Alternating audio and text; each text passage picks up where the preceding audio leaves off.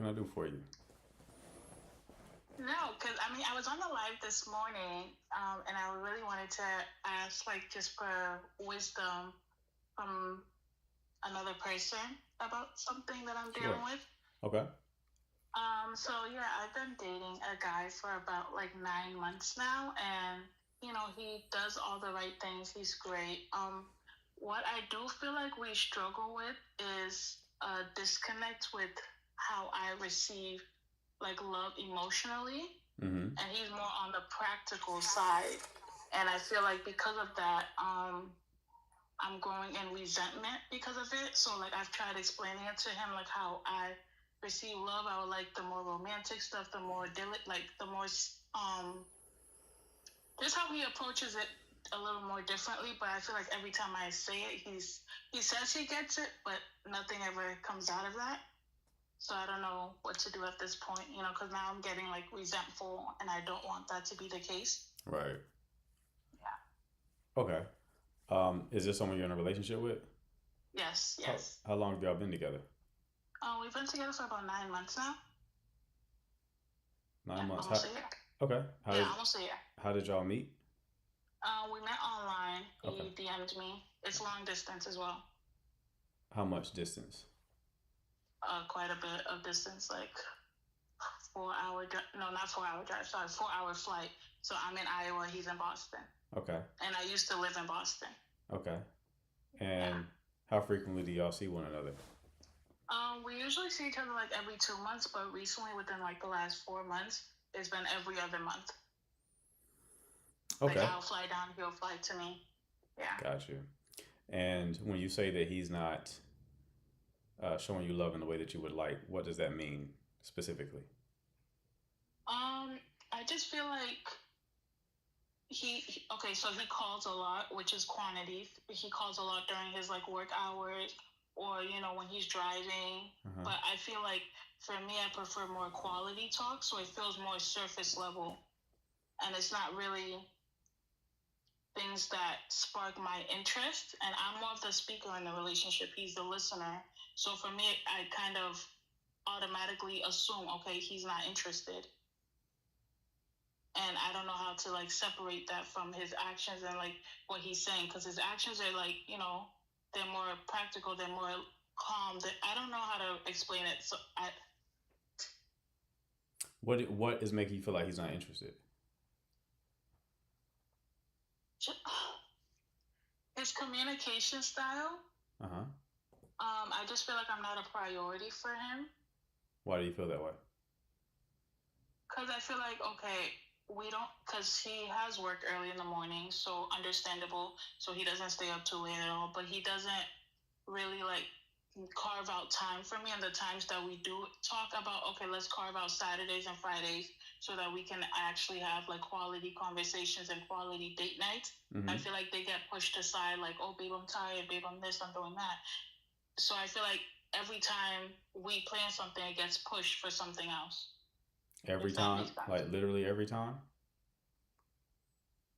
Yeah, almost. What are some reasons why it gets pushed? It's either like I'm in Bible study, so I get out like late, and he'll be like, "Okay, babe, I'm tired," because he's at a 1 hour difference, or he's tired. He does work and go to school, so understandably, his schedule is more busy than mine. So that would be his reason that he's tired. Okay. Yeah.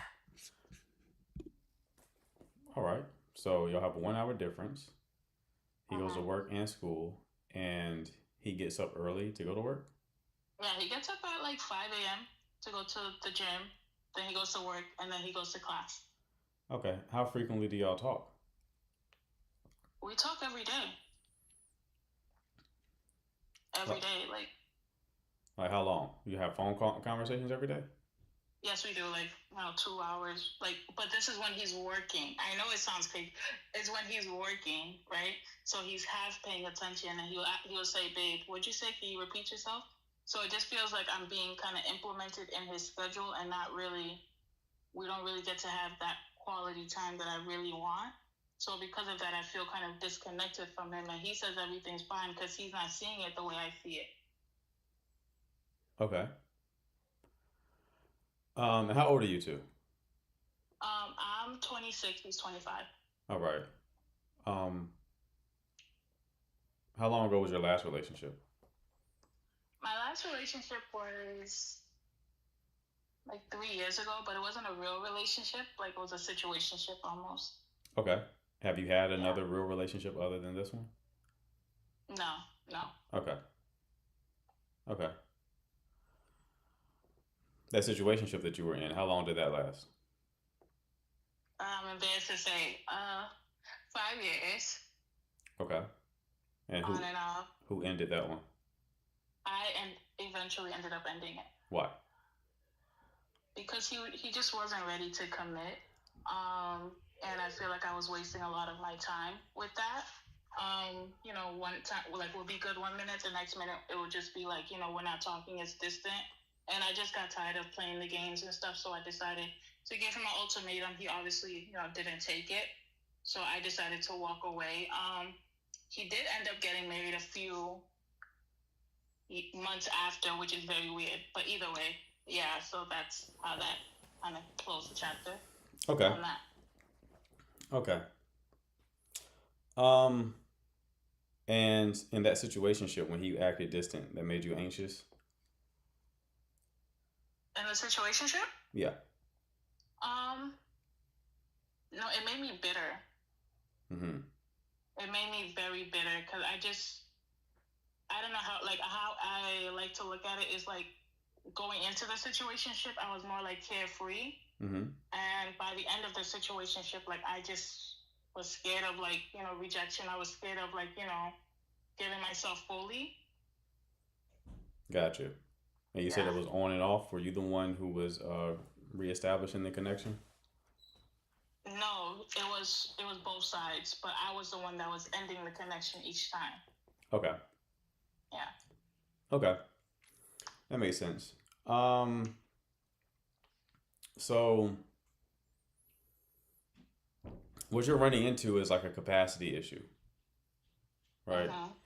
You are wanting you're wanting your boyfriend to make time for you that he does not really have. Y'all are an hour in time difference, and he has a very busy schedule, and you want to talk to him more than you're able to talk to him currently, even though you're able to talk to him pretty significantly, right? You want more quality conversations. But the Uh-huh. quality conversations that you want are one sided. You want an audience so that you can talk to him about whatever it is you want to talk to him about, which is very draining. To be the listener is draining. The talker is easy. To listen is extremely draining. So it's at the end of his Uh-huh. day, you want to talk, meaning you want to literally talk, and you want him to give you his attention and track everything that you're saying and respond to it. It's not going to happen in this connection more than likely. Not until something gives, right? And this strikes me as more like an anxious tendency that you have, like an anxious attachment, which is terrible to have if you're going to do long distance. Terrible to have if you're going to do Yeah. long distance. I don't recommend anyone who's anxiously attached do long distance unless they're dealing with someone who is secure. Your boyfriend may be secure, but ultimately it's a capacity issue. You want him to give you time that he doesn't have, and then you take it personally when he can't make new time. Right? It's not time, it's energy. That's really what the constraint is. It's not even time. It's like you can argue like, well, there's extra hours in the day. You're not accounting for the energy. Yeah, he may can technically on paper create more time and time block, but his energy is being drained from school, his energy is being drained from work. He's talking to you while at work, right? And then he's talking to you when he gets off, or trying to, or unless he cancels because he's looking like, I want to talk to this person. I already talked to her today, but like, what is he really? I'm gonna be honest with you. What is he getting out of that experience, right? To be a listener to you talking, he's not really getting. I promise you, he don't care that much. Like nobody cares that much Uh-huh. to just listen to somebody talk at them. Like don't That's nobody the cares that thing. much. I don't want to be the talker, but he Okay. says that I'd be like, you can talk.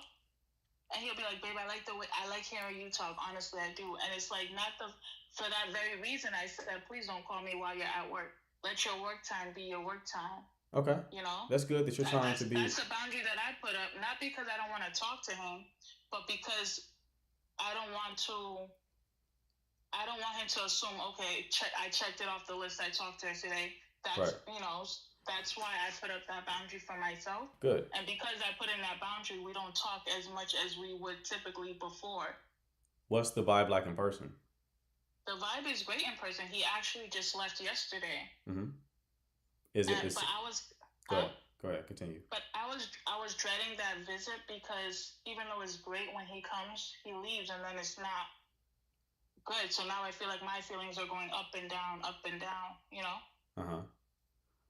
Right. No, we don't talk after work. Like, he will talk on his way home. And because of the time difference, he only has like an hour and a half left. He'll play the game, pack up his stuff, and say, babe, good night. So he's practically in bed by like 9 his time, and that's like 8 my time. Mm-hmm. Yeah. Does he have you only going to him, or does he come to you as well? Oh, I go to him all the time. Okay. So yeah, it's really just gonna be a capacity issue. Mm-hmm. Right. That's all it's going to be is a capacity issue. It's like, and there's really no way of solving that. Listen, long distance relationships are hard. They normally fail for multiple reasons, but this being one of them, what you're currently going through. It's like things have to really be in place for them to succeed. And have y'all talked about closing the gap at all? Yes, that's our biggest issue right now. We have talked about it. I plan on going to law school, so because of that, I don't know which state I'm going to end up in. He always asks me, like, to come back to Mass, and for me, I don't want to pick Mass just because you live there. I lived there before, but I don't want to pick that, and I told him Right. that just Yeah, to be honest. it already don't work. It already don't work. Like the only way long distance works is if like your attachment systems can handle it, for one. Two, you see each other frequently enough. And then three, there's a time and plan as to how and when you're going to close the gap. Normally, that needs to be kind of ironed out within the first year.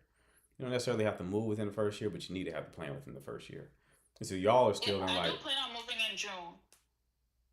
Moving where? We don't know yet for school. And he wants to move wherever I move. That's why everything's in the air, so we can't really make anything concrete. Okay, so he told you that wherever you go, that's where he's going to move as well. Yes. Okay, that's different. Okay, well then it can work then, because June is right around the corner. Yeah, if y'all can persist until the move, then it works, because the distance is the main issue.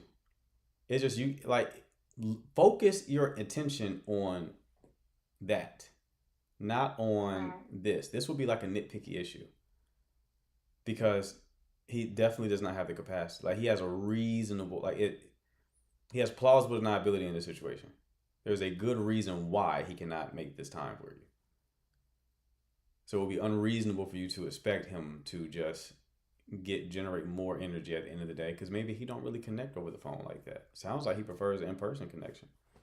If he does. He says that all the time. Yeah, so if things are good in person. How do I protect myself from feeling a negative way about it? Because even today, like, I just didn't feel like talking to him because I already knew what I was like I was basically trying to protect myself, protect my feelings. How do I not do that so then it's coming across as negative to him? You have to have a life outside of him that fills up your tank. Mm-hmm. So right now you're taking it personally, something that's not personal at all. You can't have him fill your tank up, right? You got to be able to do that for yourself. And that makes you a better person to be in a relationship with. That's true. Okay. Okay? Thank you. No problem, love. Best luck to you. All right.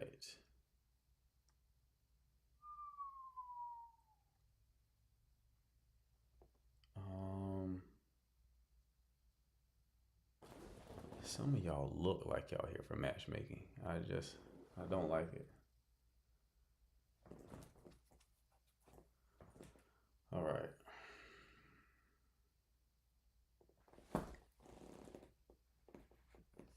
Hello. Hello. Hello. Yes, hello. Hi. Hi. What can I do for you? Yes. All right. Go ahead and rule that one out. Let's keep it moving.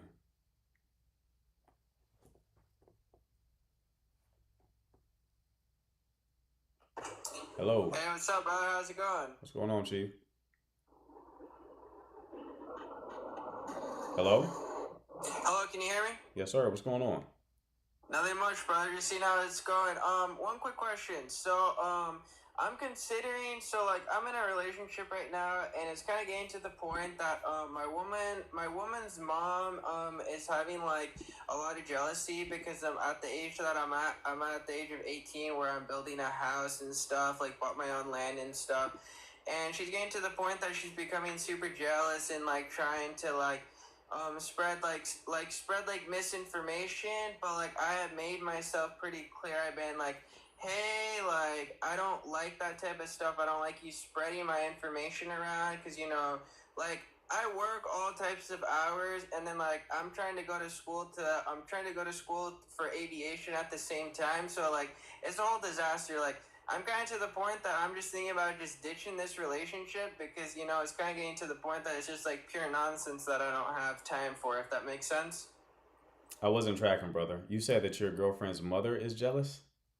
Yeah, she's jealous. Like she had, because she was married for multiple years, and she was married for multiple years, and her ex-husband was a alcoholic, Mm-hmm. and like now that the relationship with with her daughter is going pretty good, her way to show that she's jealous is that she'll go and like spread like misinformation, if that makes sense. What kind of misinformation does she spread?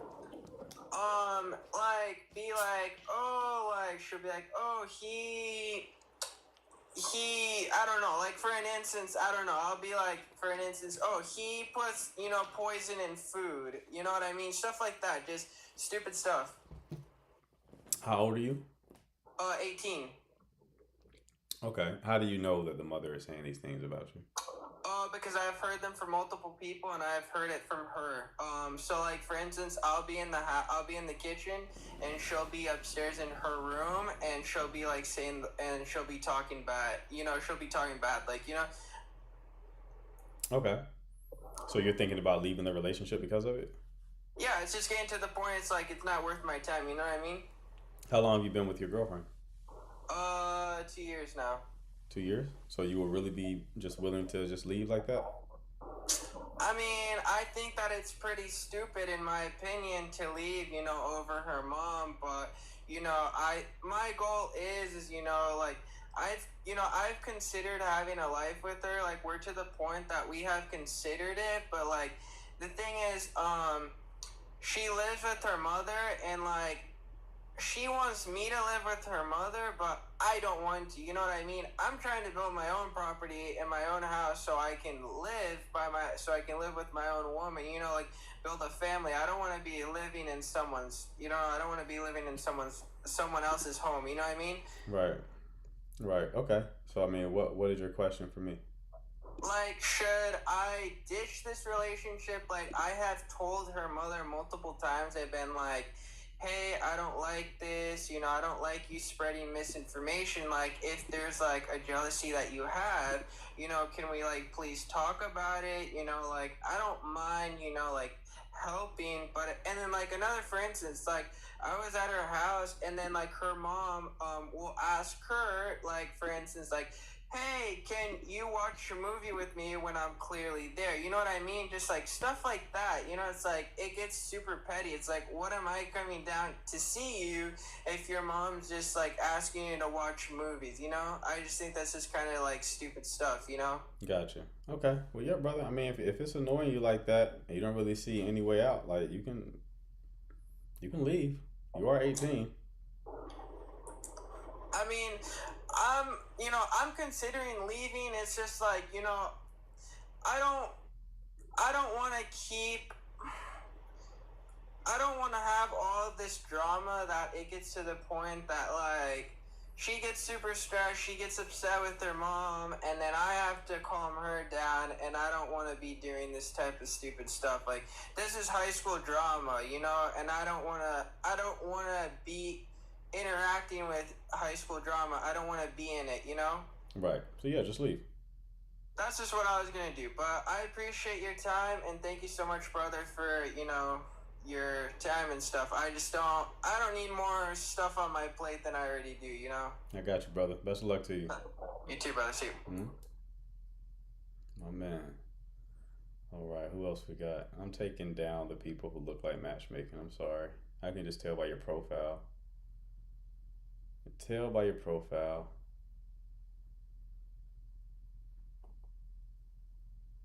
All right, Sam may be legit. We'll see.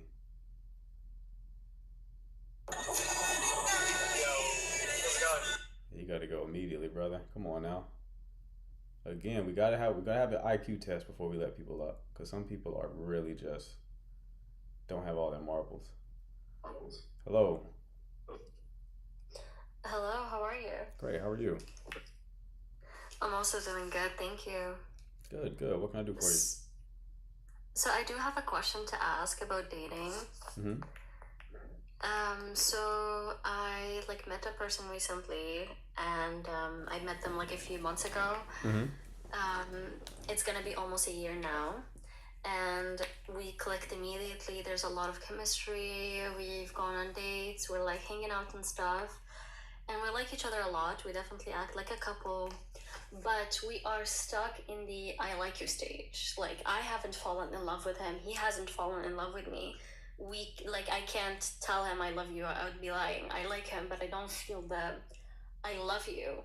So we're kind of like a couple. We act like a couple, but we are at the I like you stage, and we've talked about it many times, wondering why are we stuck in this stage. But we do cherish what we have, and we enjoy being with each other.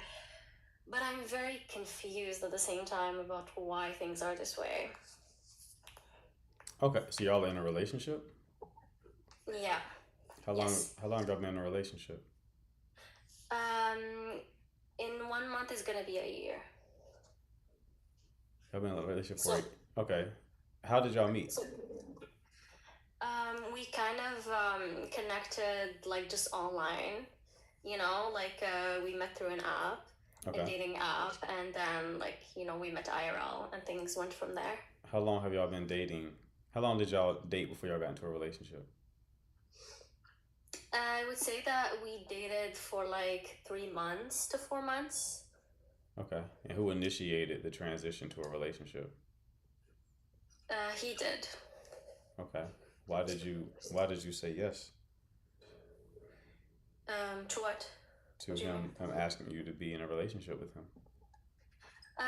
I said yes because we were so compatible on so many things, and we have chemistry, and it's so easy being around him. Like, we feel safe with each other, and it's like fun and everything.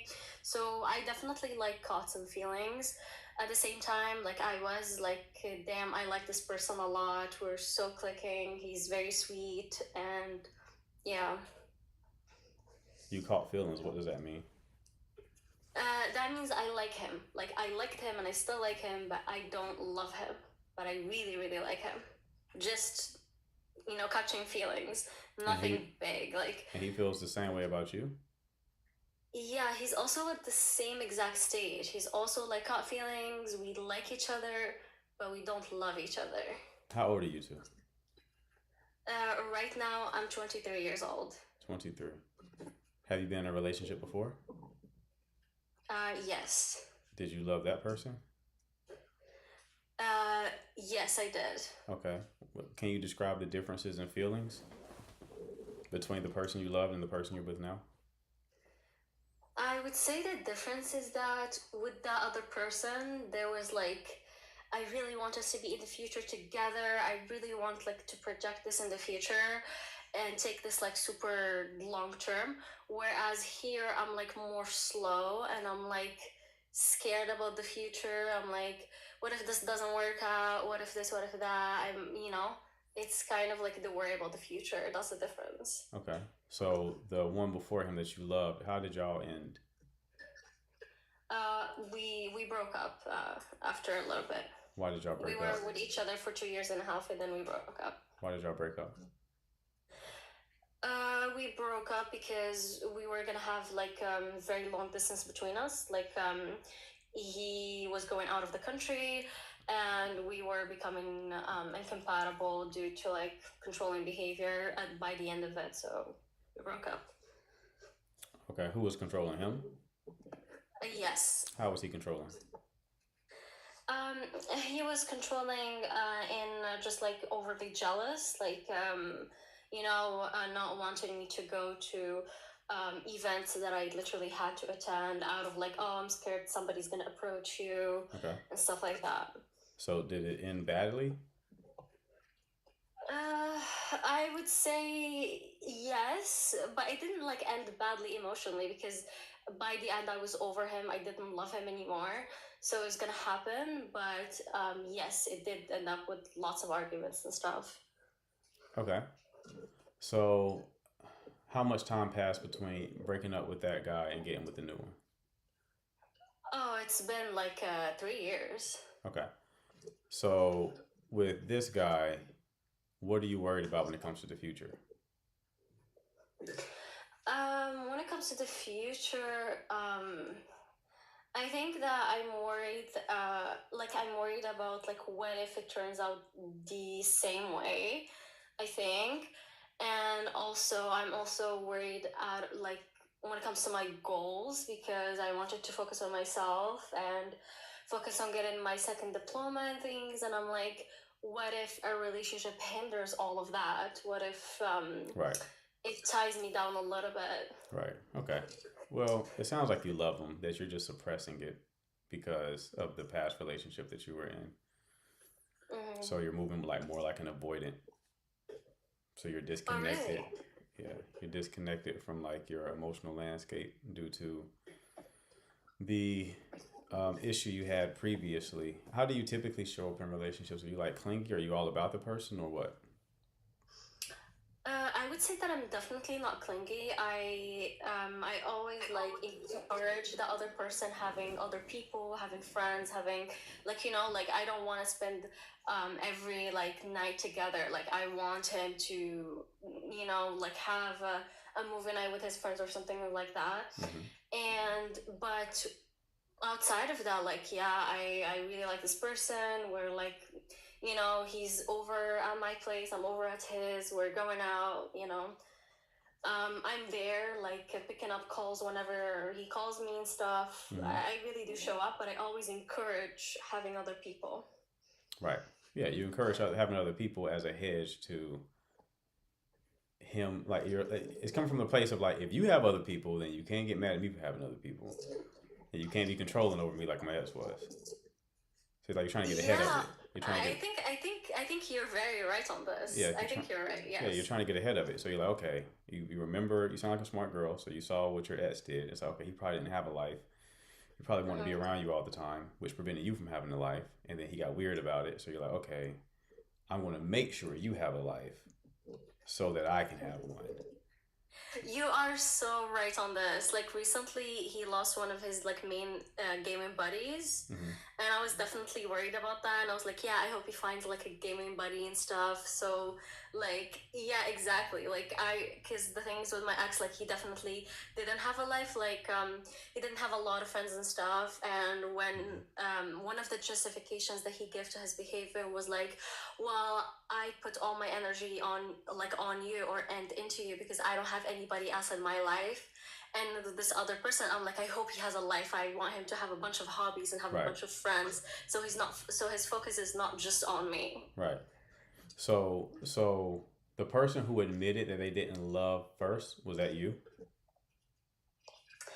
I no, it's him actually because Okay.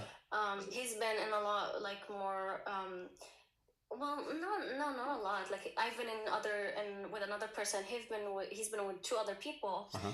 and he was like, he brought it up to me because he was like, I'm kind of scared because normally with my exes, we were acting completely like a couple. This was the time when I would say I love you, but I'm not at the I love you stage, and you're not at the I love you stage either, and I'm kind of like wondering what's that about. What did that last part mean when he says you're not at the I love you stage either? How does he know that? He knows that because okay, I don't know. I actually didn't ask him how do you know that, but I was like when he brought it up, I was like, yeah, honestly, me too. I'm not at the I love you stage, and we talked about it, and I don't know. Like we were like maybe we're both scared about the future a little bit. Maybe we're just not at it and we're gonna let it develop naturally, but we were like at the conclusion was like we like what we have, we're very good for each other, so let's cherish that and see how things go. Okay. And how long ago did y'all have that conversation? I would say we had that conversation like it's been like 3 months ago that we had this conversation. Okay.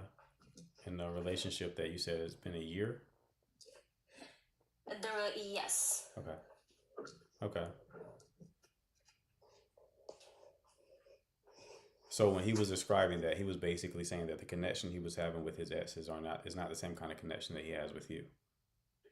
Yeah, yeah, and to him, he was like, he told me like, I'm wondering if if we're so good for each other, and because for him, like this relationship has been significantly better than his others. He's like, well, if we are so good for each other, yet I'm still not at the I love you stage, does this mean that for my previous relationships I moved too fast?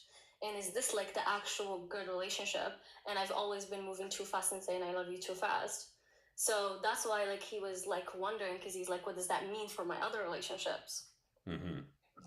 Mm-hmm. Okay. Interesting. So Mhm. when y'all are together, like how do y'all spend time together? What do y'all do?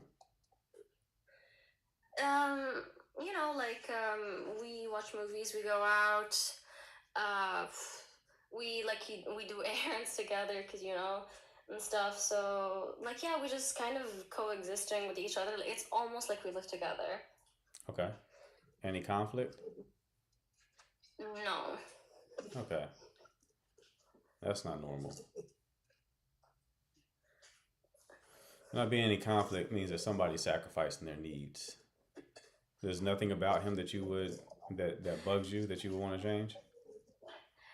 Okay, we had like a little bit of conflicts on the fact that like sometimes we're talking and he gets debatey, like we might be just talking about somebody and he becomes debatey and aggressive with his opinions, and we've definitely like had conflicts with that. Like I called him out on this and stuff, and but he has like a past of being like gaslighted and arguments and stuff, so sometimes he gets like aggressive with his tone, and we had those conflicts, and like I've been calling him out on that, and we talked about that before. Yes. How did he receive that conversation? It went like explaining why and stuff, and promising to like be more conscious of it and stuff. And I was like, okay, I really want you to be more conscious of this, and I'm gonna try to like stop the conversation if I feel like you're getting in that debatey stage, so we can like prevent all of the fucking stress of it all. So we've been having honestly like I feel in general that I'm more patient with him than he's patient with me. Why do you say that? You know, like I'm calmer, I can handle things better, Okay. but he gets like kind of like aggressive or stressed or a little bit frustrated very quickly. Okay. Okay. And when he gets frustrated very quickly, how do you handle that? I handle that by trying to de-escalate, and I de-escalate. I see how I'm feeling later, and then I call him up, and I'm like, and I be like, that was not cool. I felt like very fucking weird, and yeah, we talk about it. But in general, I still feel like I'm more patient with him than he is with me. Hmm. Okay. Interesting. Interesting. Interesting. Okay. Yeah, I think like my gut tells me that both of y'all are playing defense for whatever reason. So, how did y'all meet, by the way? You said on an app, right? Yeah, we And met y'all on the dated for app. three Yes. months before you got together. Okay. Yeah, I think y'all are playing like defense for different reasons. I think like you're playing defense because of like some degree of dismissive avoidant attachment, um, which is why you're also calm and all that kind of stuff. You're not probably not comfortable with that degree of conflict, and you don't want to lean in just because you're afraid of like the future. He has fear, but I think his fear is that you don't love him, so he doesn't want to be the first one to say it because he doesn't want to be vulnerable. Yeah, I think on my side you hit it on the nose, I think. Yeah, so he's hedging. Yeah. He's hedging. He picked up on that. He sounds like he's perceptive, so he picked up on that. He's hedging by being like, "We're both not in love," right? But he's saying that the reason why he's saying let's we enjoy what we have, let's just see what happens, is because he's thinking that you're going to fall for him, and once he picks up on your behavior shifting, like you've fallen for him, that's when he's going to magically say, "I love you too." He doesn't want to be the first one to do it for whatever reason. And what do you think I should do on my side to like play less defense or something? Like, what should I do or change or think about? It's going to be harder because you're probably coming across as a bit more cold than the rest of his exes, unintentionally. It's probably just your natural setting. They probably came in a bit Actually, more. yes. Like I feel like he hinted at times that I'm like much cooler, much like colder and stuff because Mhm. I'm like when I see conflict I try to de-escalate. I'm not like over jealous or something. Like Mhm. I'm very like taking a step back and just very cool-headed. Right. Yeah, he's not used to that because he's looking at the other behavior as like indication of passion and love. So he's like, I don't know. I don't think she really likes me like that, but she's still here. She's still around. So let me tell her I feel the same way and then convince her to keep dating me so she eventually will fall, I guess. That Mm-hmm. sounds like his perspective. I mean, it would just be you just to stop suppressing when you say that you like him and Mm-hmm. that you have feelings for him. That's kind of what it means to love somebody. When people say that they catch feelings, what they mean is I love you. Not I like you, because you can like somebody upon the first meeting. You can like someone on the first date because chemistry has been established. You're describing a scenario where I've seen a lot of you and I am very fond of you. So that's love, but it's almost like you don't want to admit it to yourself because then it's like, ah, well, then that's the future. Do I want to say love in order to, if I say love, if I actually admit to that, then it's like I'm committing to some potential future potentially. Yeah, exactly. Like, cause I'm like, I still have my second diploma to do.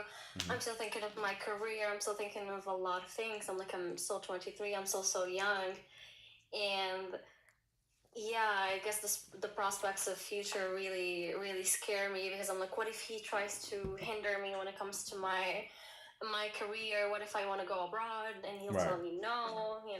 right. So it's like ultimately it's either you have to, yeah, like one foot in, one foot out. So either get out or go all the way in. And you go in knowing that if there really is incompatibilities that show themselves in the future, you can always leave Mm-hmm. if there's really need for it. But the way this dynamic shifts is it starts with you leaning in, and I can almost guarantee that when you do, he'll lean in too. You're so right, honestly. I appreciate Honestly, you, thank love. you so much for your input. Absolutely. Keep Thank you me so much. keep me posted with how it goes. And All right. would you say sorry? I said keep me posted with how it goes. All right. Yeah, of course. And I've been watching your like lives recently and stuff, Hmm. and I really like your advice. And shout out and love all the way from Morocco. All right. You've reached the Perfect. Moroccan That's what algorithm I'm talking somehow. about. Well, appreciate you, love. Best of luck to you. All right. Yeah, thank you so much. All Thank right. you. Bye. That was an interesting dynamic. Haven't had a call like this one, but good time to pitch. If you need a 1 hour coaching call, man or woman, you can hit the button at the bottom of the screen with the arrow inside the dialog box. Shoot me a message. I'll ask you about your situation, and if I can help, and only if I can help, well, I'll respond back with a link for you to schedule your call. I understand this is paid. Okay, this is paid. All right. Come up here trying to ask me questions in the inbox. Also, If you shoot me a message and I respond, if you don't respond back, I'm blocking you. Don't waste my time. All right? If you message me and I message you back and you read it and you don't respond, I'm blocking you because now that's disrespectful. You're disrespecting me at this point. All right? So only message if you are serious about getting help. All right? This is not just to pique your curiosity. Okay, how long you been here either? You could be a day one. Don't message me unless you are serious. All right? All right, let's keep it going. You are a matchmaker. You got the phenotype of a matchmaker. Let me go ahead and take it down, brother. I can see it in your eyebrows. You hear from matchmaking. We're not doing that.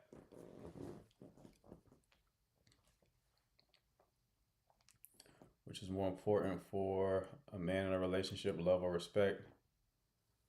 I'm gonna answer this in a unique way, Sam. I'm gonna answer this in a unique way. If you don't respect him, you can't love him properly. So, respect. For women, respect and desire are interlinked. So if you don't respect your man, you cannot desire him. Which means intimacy decreases. As intimacy decreases, he feels unloved because men feel connection through physical intimacy. Women feel connection through the talky talk. Men feel it through physical intimacy. Right? So yes, respect. Okay? All right. Let's see who this is. Oops. Hello.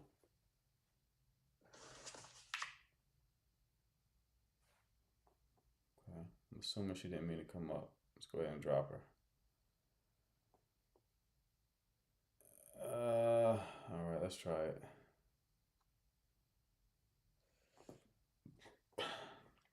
How to stay emotionally detached. Why do you want to stay emotionally detached? Why is that even a desire? Emotionally detached within a relationship?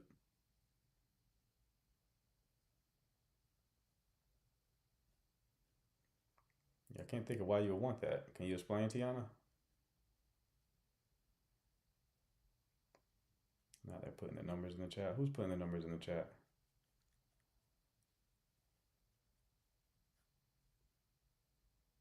That's how some women shoot their shot, by the way. They just shoot their number in your DMs. It's like, what? Yeah, to protect yourself from hurt, isn't it bad to get too attached? Your motivation is off. You're trying to protect yourself from getting hurt. You're automatically making the wrong decision. Feel free to call in though, Tiana. We could talk about it further. Cold calling. Right. Hello. Hello? I'll drop you. What was that? What was that?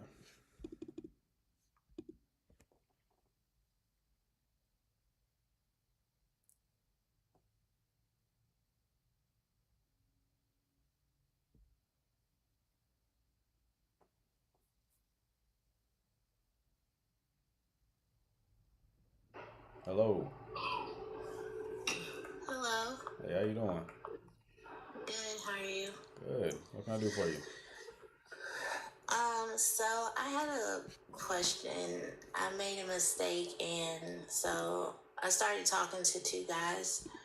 But that's what dating is, right? It's like, talking to a couple of people, going out on dates. Right. So I was talking to this one guy 2 weeks before I met the second guy. But the guy I met 2 weeks, it was taking him forever to ask me on a date. He finally did ask me on a date, so we set up a date. But the second guy that I met was like a couple of days before the date. And the day he got my number, he asked to take me out that night. So I went out. and everything was good, chemistry and everything. But I made a mistake and told him that I had a date Saturday night. Don't know why I did that, but I did.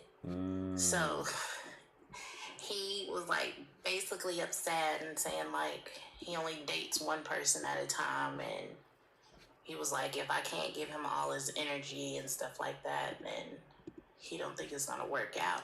Right. But so I guess my question is, dating, isn't that like, I mean, you shouldn't put all your eggs in one basket, right?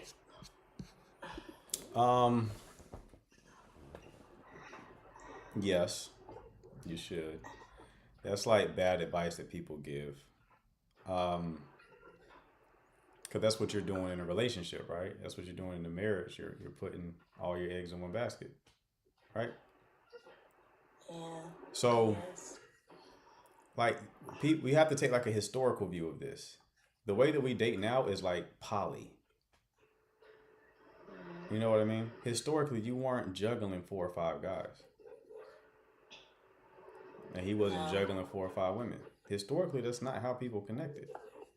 You know, I'm not saying anything's wrong with it. I'm just saying that historically, that's not been the case, and we've normalized something that we have no historical precedence for. And it doesn't make it like, if that methodology was effective, if juggling multiple people was effective, people would not be complaining about dating right now. Yeah. They're complaining about dating in part because everyone's juggling multiple people, right? So that makes you less likely to, you have like the paradox of choice. It makes you less likely to lock one down. It also positions you so you make silly mistakes, right? Like, I know if I date a woman, like, guys will tell you, and I'm sure y'all ladies know the same thing. We know the moment y'all dating somebody else, because y'all will say things like, didn't I tell you blah blah blah? It's like, no, you didn't tell me that, right? It's like you told whoever else you're dating that, and you're conflating the two of us. So right now, I've already clocked you seeing other people, and I'm kind of unattracted because of it, to be honest.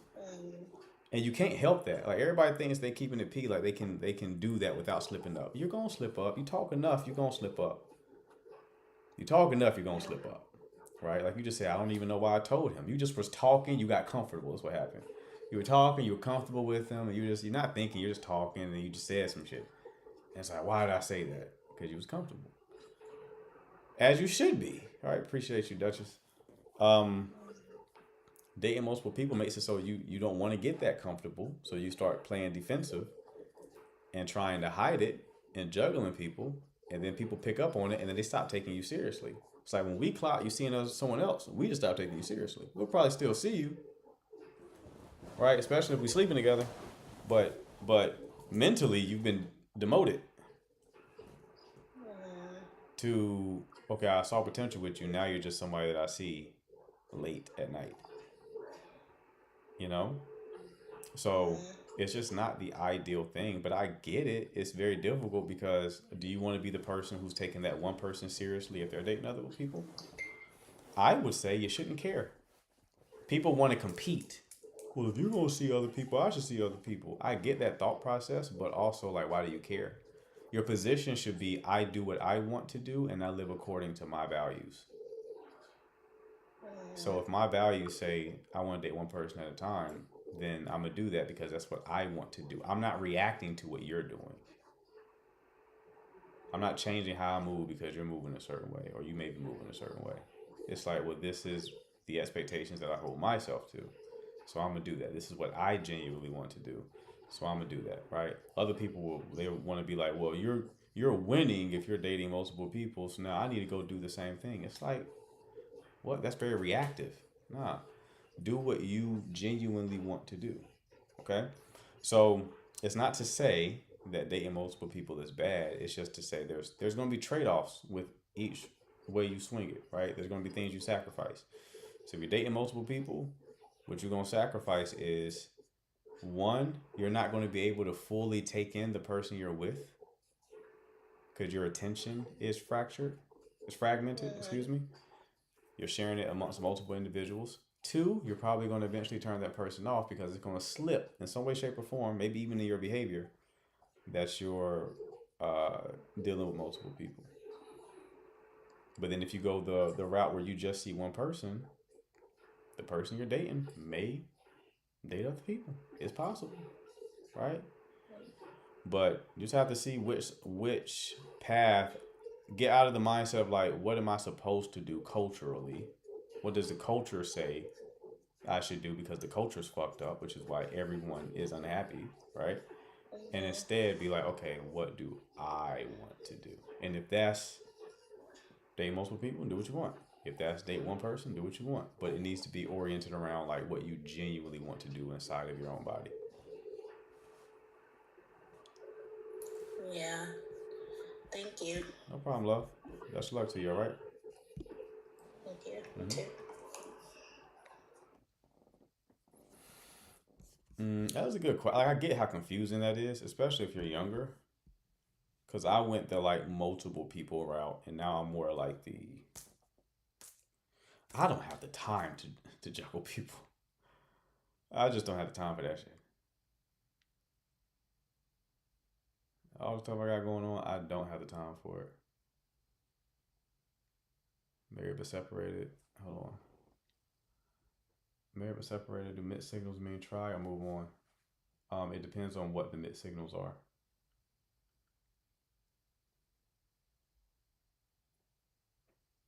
Too many tabs open? Right. Exactly. Hello.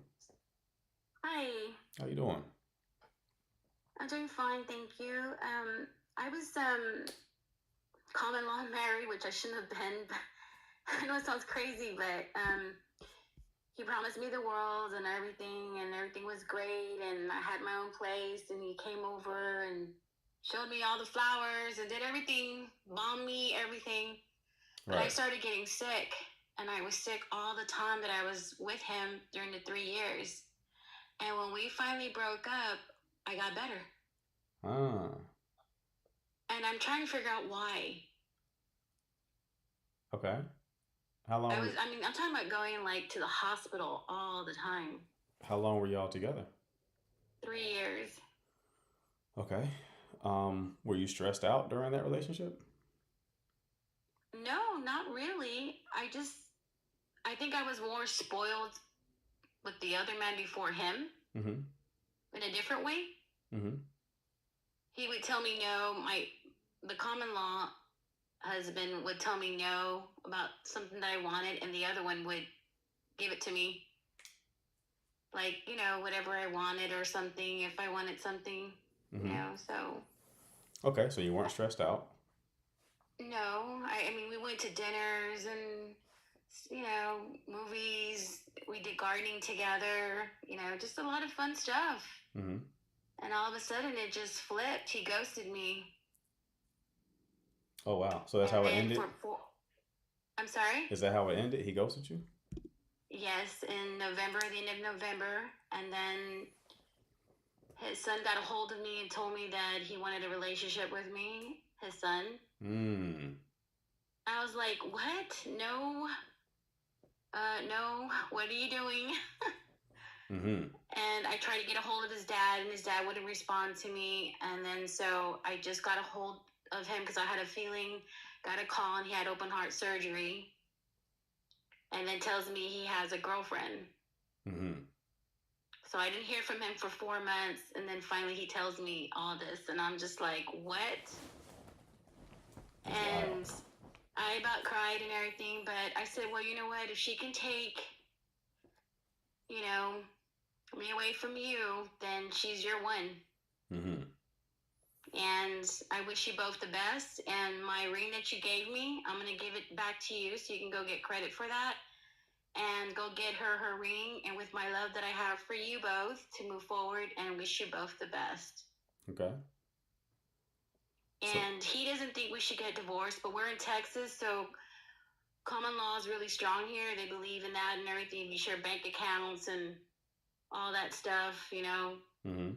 which we did. And it was a very hard breakup. It still is, but I mean, It's weird because after we broke up, I have everybody hitting on me, like want to go out with me and everything, but I'm just not ready. I'm not ready at all. I'm too. I thought we were like each other's love, and then from one Right. minute to the next, it just changed on me. How long ago did it end? How long ago? In November. It ended in November, and then I got a call the beginning of the month that he had surgery, he had open heart surgery, and I said I'm gonna go over there right now, and he told me no. Okay. How frequently were you in the hospital while y'all were in a relationship? I was in the hospital almost once a month. For what? If you don't mind sharing. I was just nauseated. I felt like I was just not well. Like my body was failing on me or something. Okay. And the doctors couldn't figure out. They were like, we don't know what's wrong. We can't tell you. We don't even know ourselves. And the only thing that's changed is the relationship has ended. Yes, and I got better. Did you change like where you live?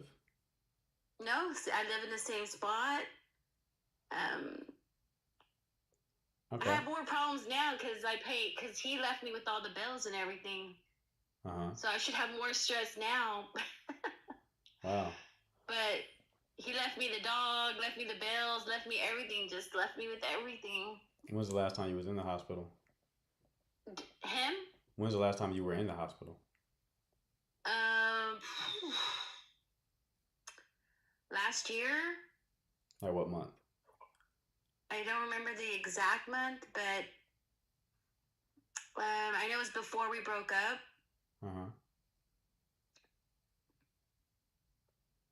Y'all So together I for thought that was 3 years. that was the strangest thing to always be sick like that, and then he's gone and I'm better. Right. Y'all were together for 3 years. Yes. What was conflict like in the relationship? He betrayed me. I told him not to be talking to my sister because she's very headstrong, and he wouldn't listen. So it messed up our relationship because he kept talking to her, and I told him don't talk to her, just keep the boundaries. I told them to, and they wouldn't listen to me. When did that happen? So I put my foot down and I said I'm not going to deal with this because when did that she happen? doesn't make decisions for my mother. I do because I'm the one that's there. Okay. So she told him she was going to give him 2 weeks off. Instead of giving me and her sister 2 weeks off, she gave him two. She goes, I'm going to fly in. I'm going to give you 2 weeks off, telling him that, my husband. And I'm like, what? Okay, hold on. So at what point did you find out that he was talking with your sister like that? At what point was in November, October. October. Of 25. Okay, so like a month before y'all broke up. Yes. Okay.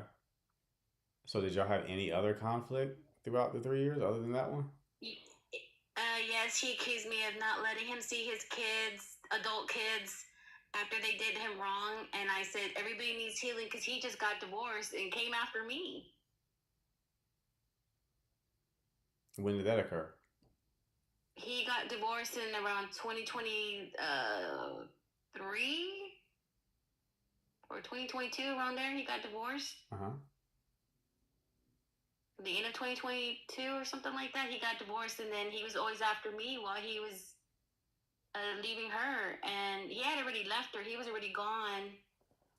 And he kept wanting to be with me, like chasing me like crazy. And I fell in love, I was like in love and everything. And I thought, wow, Okay, well, go back to the conflict. When you talked about not seeing the kids, what was that about? He said that I didn't allow him because they got divorced and the kids stole money from him, and the other one wanted his truck during the divorce. So I told him, since the divorce, everybody needs to heal, give everybody time to heal so they get to know me, because I didn't want to introduce me yet because I don't want to be part of why he got divorced. He said, no, you're not the reason why I got divorced. It's because I didn't want to be with her. He was with her for 30 years. He already left her. And I saw that he left. He was already gone. He was already filed. Okay, he but did hold all on, that. hold on, Then he came hold on, to me. hold on. So he was taking that out on you? I think so. In what way? He started telling me that it was my fault that I didn't let him see his kids. Okay. And I cried, and I See, didn't put up with it. but here's the thing, Pretty though. much, Here's a confusing thing. The first question I asked you was like, were you stressed in the relationship? And you said no. You made it sound like it was a dreaming relationship. But now when I ask you it, about conflict, all this conflict is coming out of nowhere. yeah, it was coming out like let's say once every 3 months Yeah. about different little things, Yeah. little tiny things, and then they got bigger. Well, that sounds like stress, love. So why'd you say you weren't stressed?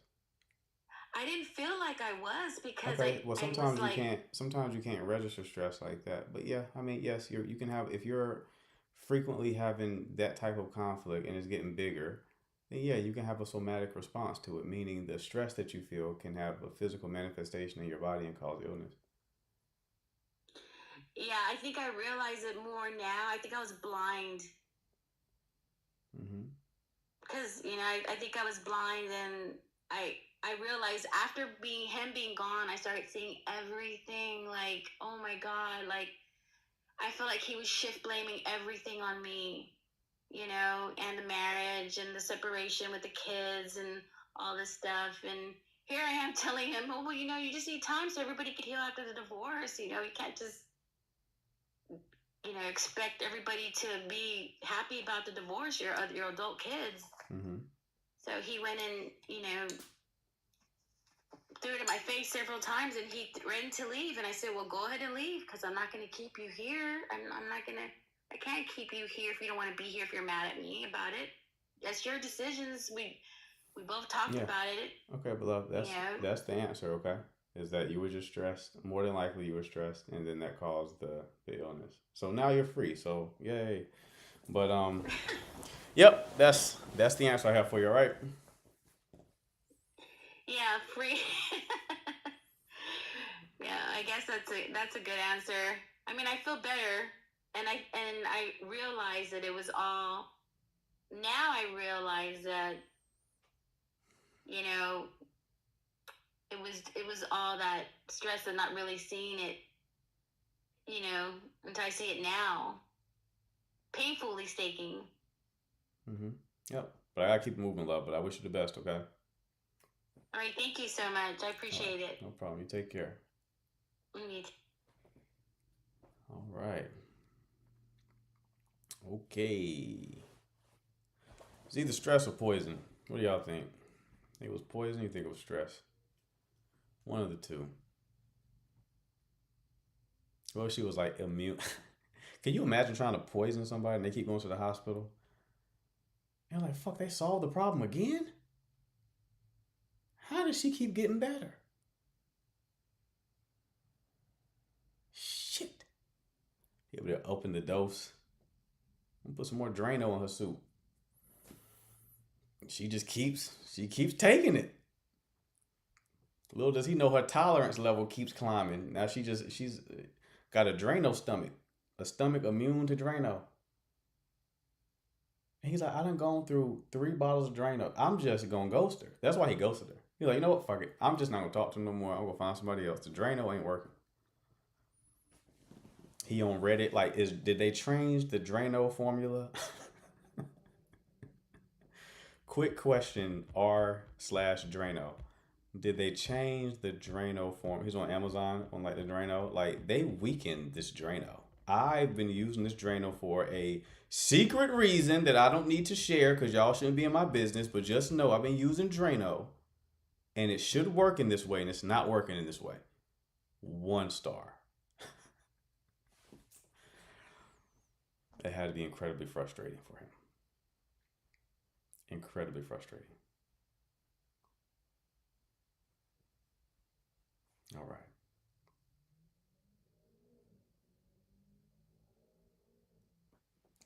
Always the Google searches. When you see like the Google searches when somebody's gotten arrested, it's always hilarious, man. Because they were Googling. You could tell by how they Googled that they had no idea that their Google history would be searched.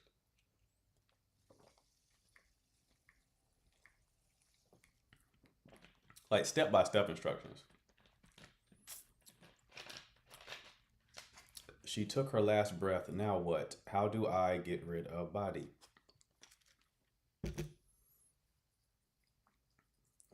bathtub is not big enough for body. Where else can I dissolve? Should I chop body up and then dissolve, or dissolve body whole? It's like, bro, what are you? What? What are we doing? Man, in court making the stupid face.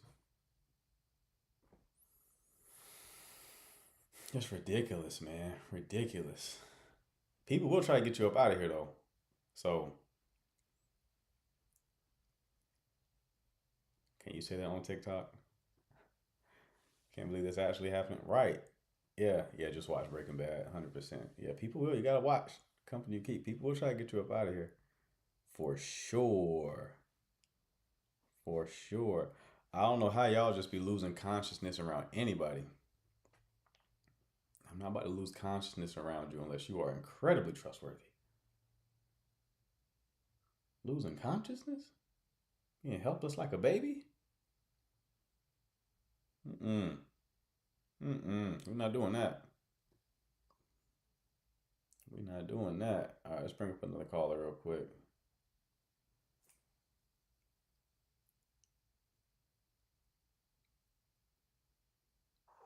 Hello. Hello. All right. Keep it moving.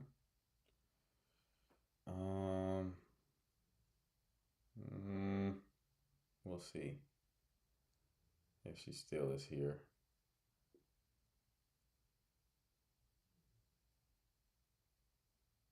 Okay, she dropped. Don't do that around last callers. That's right. Exactly. I pay attention to everything. Factual. I'll wait for another caller. Again, if you need a 1-hour coaching session with 2 weeks of DM support, shoot me a DM. You can do so by hitting the button at the bottom of the screen with the arrow inside the square, the dialog box. Shoot me a message. I will be in touch. Ask you what your situation is, and if I can help, I will shoot you over a link to book your call. Have some good calls today, man. Really good calls. A lot of breakthroughs are happening. I gotta post some testimonials soon. Gotta post some testimonials soon.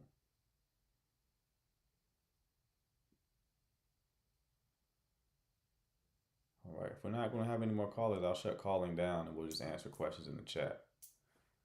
So, 5 seconds for another caller before I shut it down.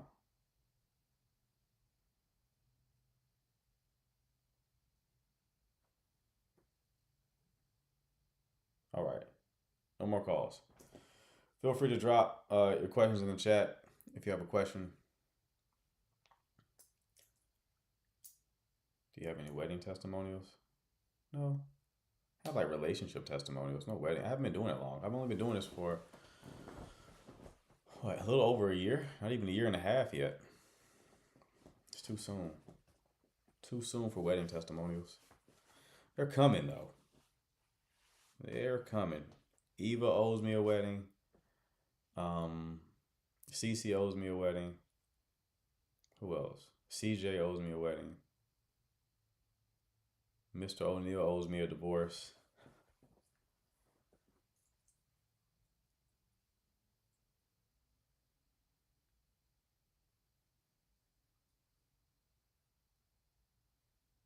Yeah, I just discovered this live. I'm late.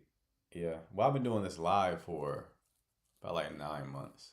I mean, like being a coach. You know? How should a woman be intentional in dating without being calculated or leading with an agenda? You can be intentional, just have the intention for yourself. Right? That's it. Mr. O'Neill, they're saying you like everything, bro. Defend yourself. They're saying you'll hit anything breathing.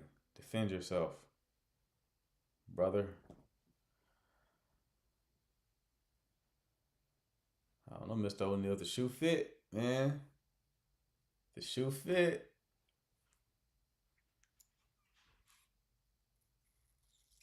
So y'all can't be shooting everything in the chat, man. You build up a reputation. Let that be a lesson to the rest of you fellas. When you go to a static environment, right, which this live is technically a static environment, your reputation matters greatly.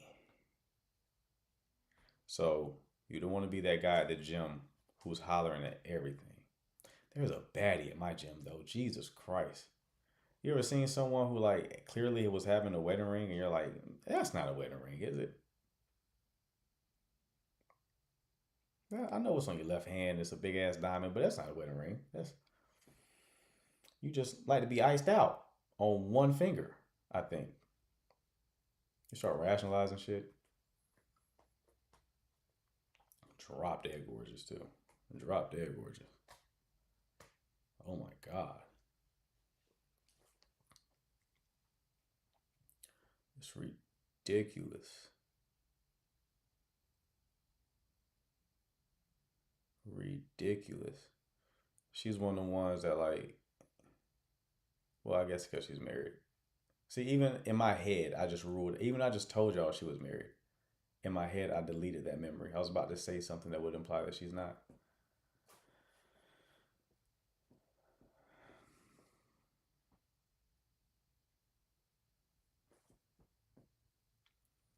That's why it's beneficial to get a big diamond. Man can see it from afar, right? Yeah, it's a big one now. It's a big rock. Big rock. Her man ain't never in the gym with her, though. Why do you think that is? Why do you think that is? Should I find out? Normally, the couples be in the gym together. Usually. That's another reason why you gotta be careful with the gym. He doesn't own the gym.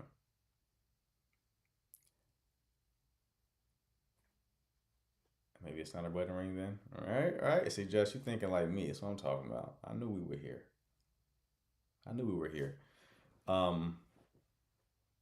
Yeah, you got to be careful with the gym because you'll think someone in there single, and then when they're about to leave, they link up with the person that they're with. It's like, oh, you are here with somebody. Yikes.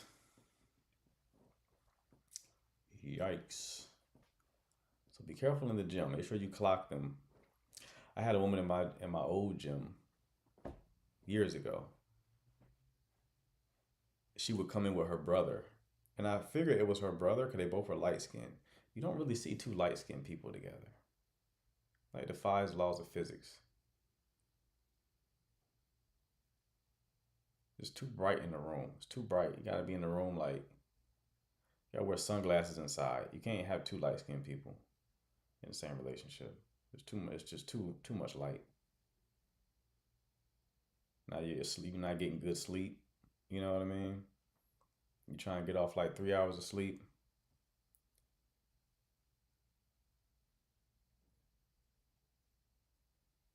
And it's like, you gotta have some balance. You feel me?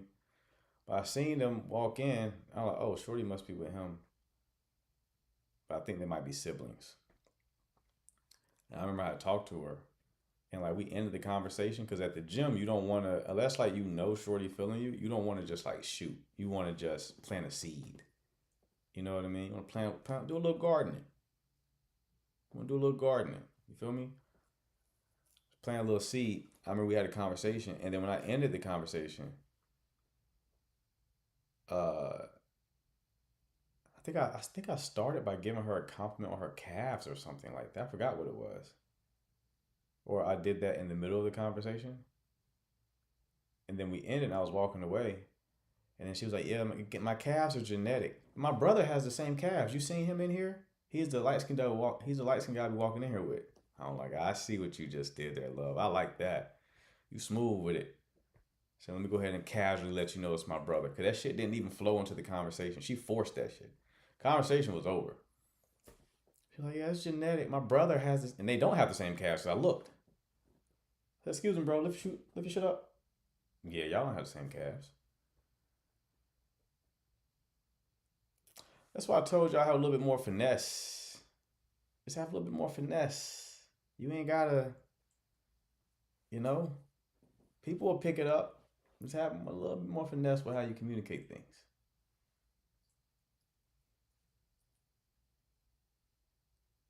I said, all right, beloved. Thank you for that. I was like, oh, that's your brother. Okay. I figured, like, right? They were both aggressively light skinned, though. Aggressively light skinned. Aggressively light skinned. I don't know if this was this winter? You know, them light brights be translucent in winter. You see what they have for lunch. I think this was winter, so they didn't have like that summer tan. O'Neal and Danny going back and forth right now.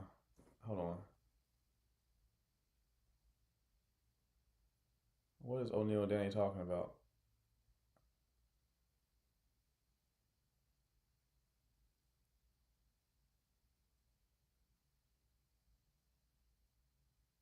I don't see it.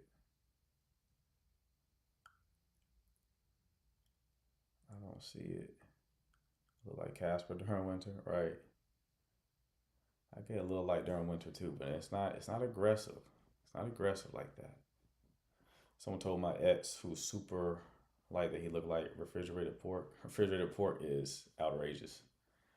Outrageous. That was a good gym though. There was like multiple relationships that formed from that gym. I don't know. Some places are just special. You ever heard of like a honeypot? I used to like flip stuff online, like sell things on eBay and stuff like that. And I would go to Goodwills, get like clothes and toys and stuff like that, and you know, make a profit. And some Goodwills or thrift stores were like honeypots, meaning like they just had a disproportionate amount of good things there, right? So obviously people who donated to that Goodwill just like had good shit. So you would go to this specific location to get things. But that gym was certainly a honeypot for relationships. Yes, yellow red bones are about to tan and be menacing out here in the streets. All right, CC, I need you to calm down. CC, just calm down.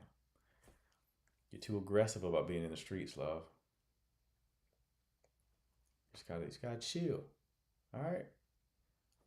You're like the equivalent of a guy being like, "Where the hoes at?"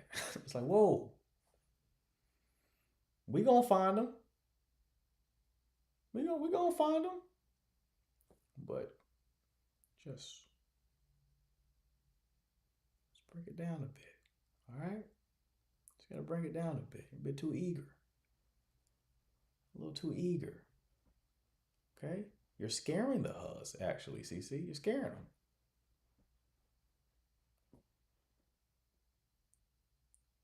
You don't want to scare them.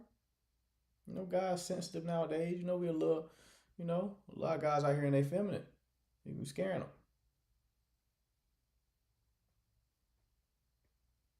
Out here on the prowl.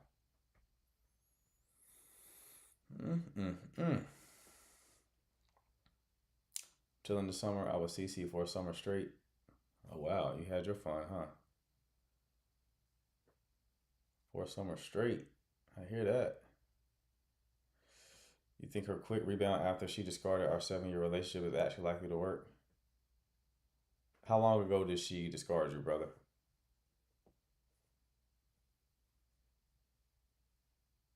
How long ago did y'all end? How long? I had to talk about this on live, not live, but the coaching call today with a woman, letting her know about like how rebounds work.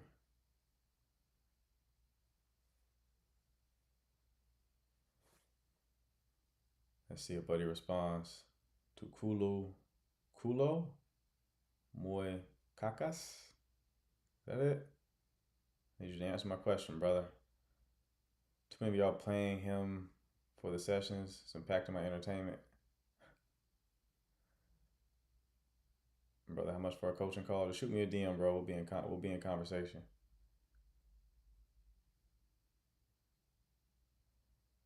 I don't know what that means. What does that mean? Was it like inappropriate?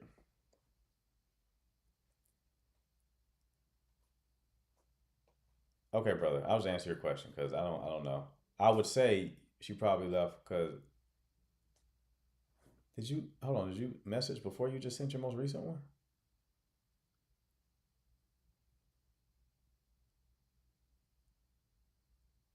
Okay, I didn't see your other message. Okay, we're going to assume she got a rebound early. Rebound served the purpose um, of avoiding grief. They avoid grieving the relationship, or she monkey branched, which is a different thing. Which is when women like kind of set up the next guy before they leave the current relationship. That's different. Because that would mean she kind of mentally broke up with you. And then once she solidified the other guy, she ended things so that she can make a clean break and land safely in his arms, brother. So it might work, it might not. You shouldn't be concerned with that. Just move on with your life. I know you want it to go bad. That's natural. But it's not healthy. I want to join and talk about it, but as a man, it's a little embarrassing. 7 years from 18 to 25. Right. Don't need to be embarrassed, brother. It happens to the best of us.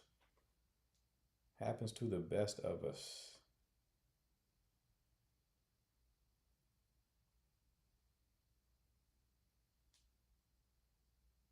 Happens to the best.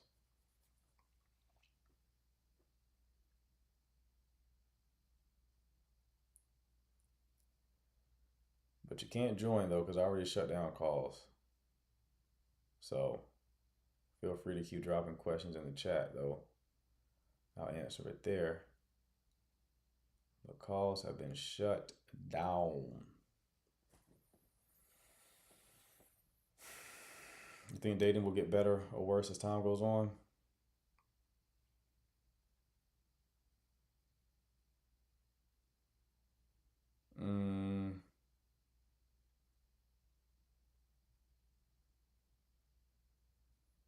I think it gets worse before it gets better. I think it does get better, but it gets worse first. People tend to need enough pain to change. Even when I'm coaching people, right? Like I have this model to where I can list out where somebody is in their development, and the main incentive, or not incentive, but the main motivator needed to cause them to move from one level to the next is if they're in enough pain. If they're not in pain, they're not going to change. Collectively, I don't think people who are dating are in enough pain just yet. I think we're close. Collectively, as a culture, I think more pain is needed before we collectively go like, okay, we got to do things differently.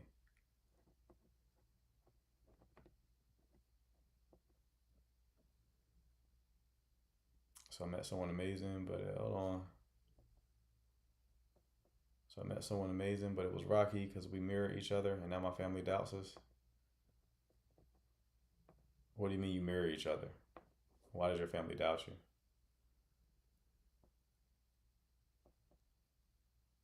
Every time I come into your live, I get more followers and message requests from the Africans, right? The Africans be shooting. Them motherfuckers be shooting. As soon as they touch the rock, it's in the sky. They be shooting, bro, from anywhere. They pulling up on you. With the worst, the most egregious game imaginable. Hello there. It is nice to make your acquaintance. I'm looking for wife. Is that you? Do you think it's unnormal to still love someone even after they hurt you tremendously? No, it's very normal. You can't just shut love off, bro. But you gotta detach. You gotta take energy back. And you do that through going no contact, not following them on social media, or at least muting their account, and reminding yourself of the bad times when you find yourself romanticizing the memory. Very important. And actually grieving the connection.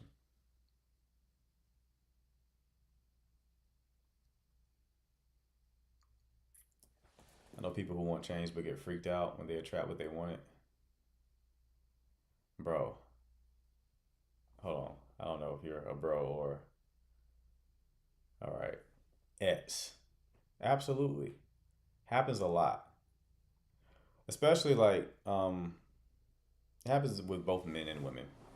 But I can tell you as a man, a lot of women want a good connection. They want it. They don't actually want it. Having it scares them. Another thing, if you're the type of person like I am who develops yourself and you work on yourself, like I teach guys spark and safety and it gets them good results, but for a guy like me, it doesn't get great results. It does in the short term. Long term, very shaky. Because when you start giving healthy spark and safety to a woman who's not used to it, she receives that as it's too much. Like she can't hold all that. She's not used to it. It's too outside of what she knows. She can't handle it. So she tends to run. She can't metabolize the connection.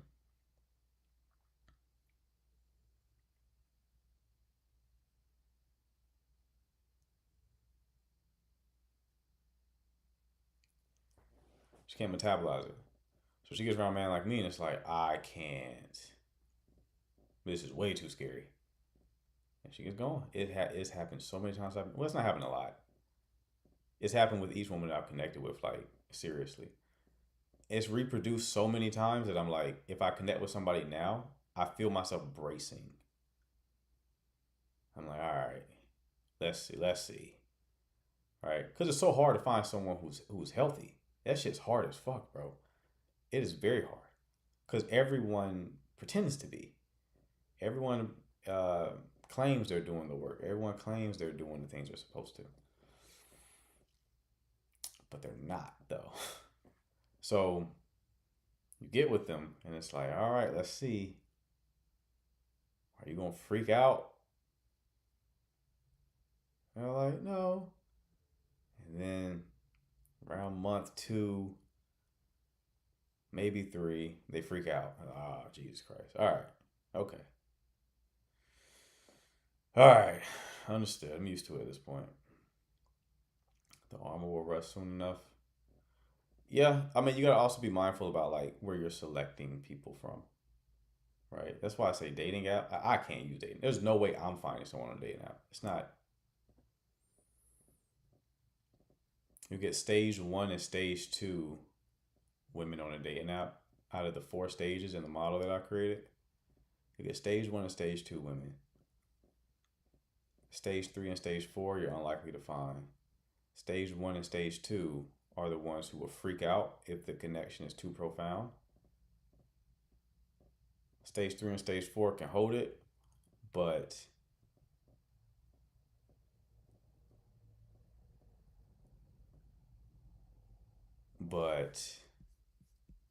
they're just either already in a relationship or it's almost impossible to find them. What, stage 1 through 4? Stage 1, I mean, the stages are for both women and men. Can you give an example of something they'd freak out over specifically? It's just the experience. Like, it's damn near energetic, right? So, all right. Stage 1 through 4, I don't really have them named. I'm gonna have to name them. It's something I've been working on. As you progress up the stages, you start to have a stronger identity and are less concerned with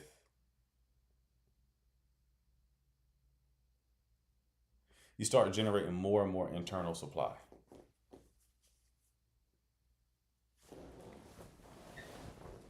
So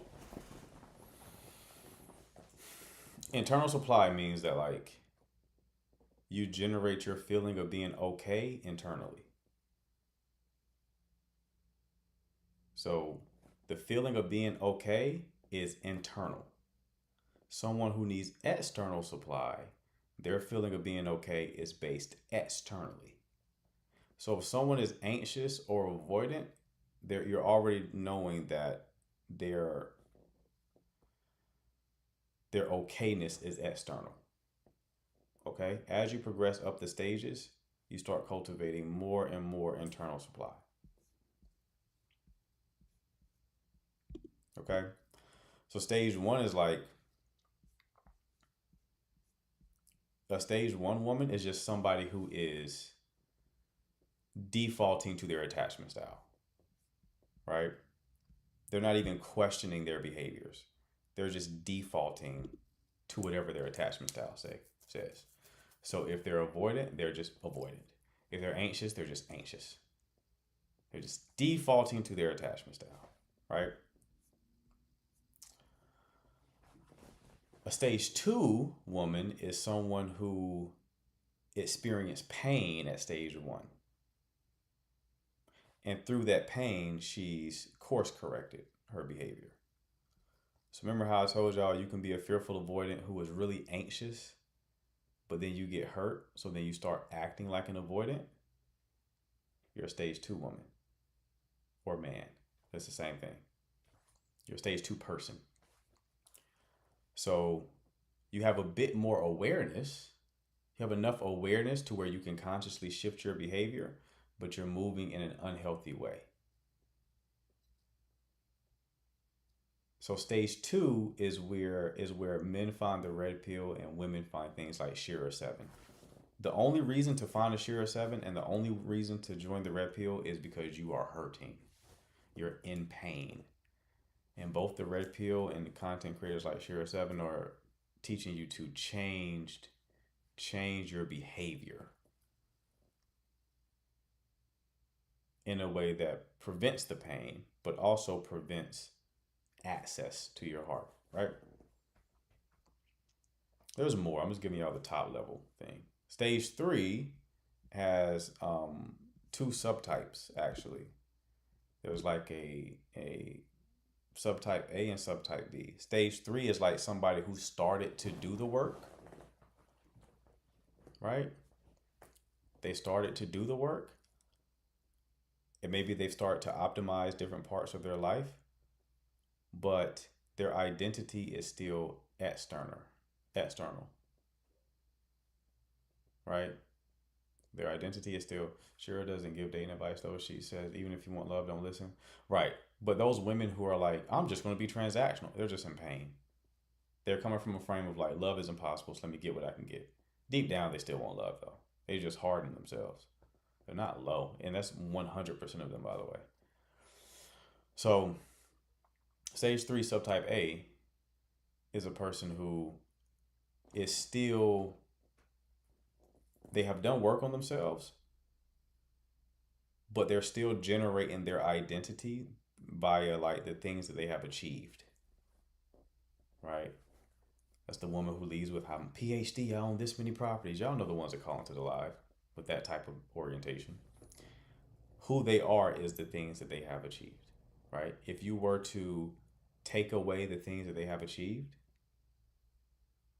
they would feel very low because they're still getting their supply externally. They're just getting it from their accomplishments. Whereas stage 2 and stage 1 is getting it from their accomplishments and other people. Stage 3 has kind of transcended the other people thing, but it's still being externalized because they're getting it from their accomplishments, okay? Stage 3 subtype B has actually done the work, and they are themselves. They're rooted in themselves and their identity, even if you were to strip away their achievements. That's where I'm at. Stage 3 subtype B. And then there's like stage 4, which is like, you're just completely integrated. That's a rare person. Like if they're a man, they have a masculine core. They've integrated their feminine. They can just be themselves. They're not really concerned with how anybody perceives them. They just radiate this very pure energy. Um, there's no performance. They're not performing at all. It's hard to access.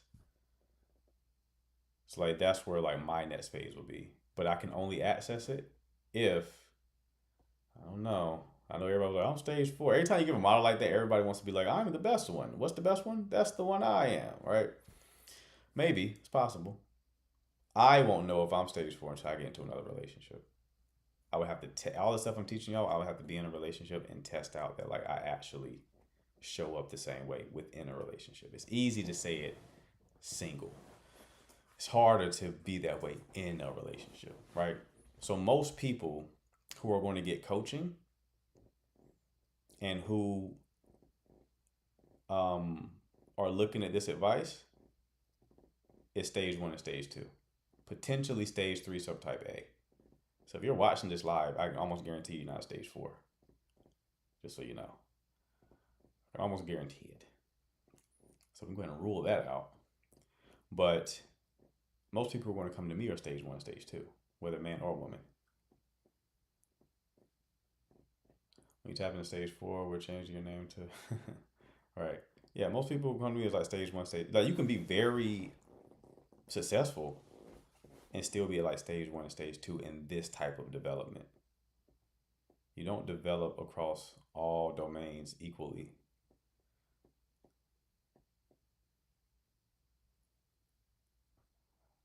Right?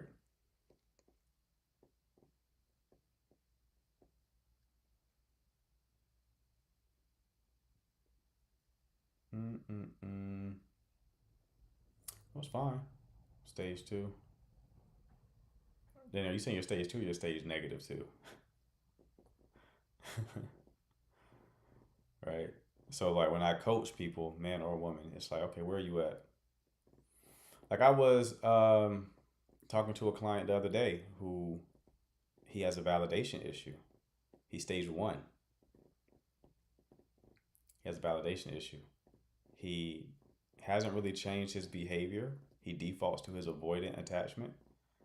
And he gets external supply by being able to be successful with women. And he's a successful guy. He's a very successful, financially successful. But he's stage 1 in this development.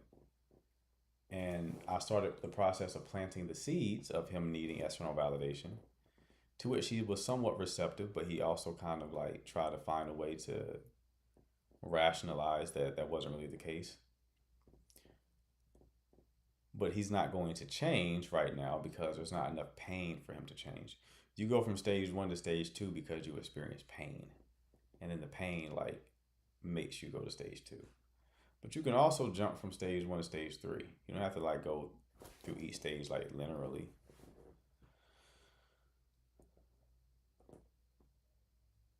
But here's the thing, Danny, though.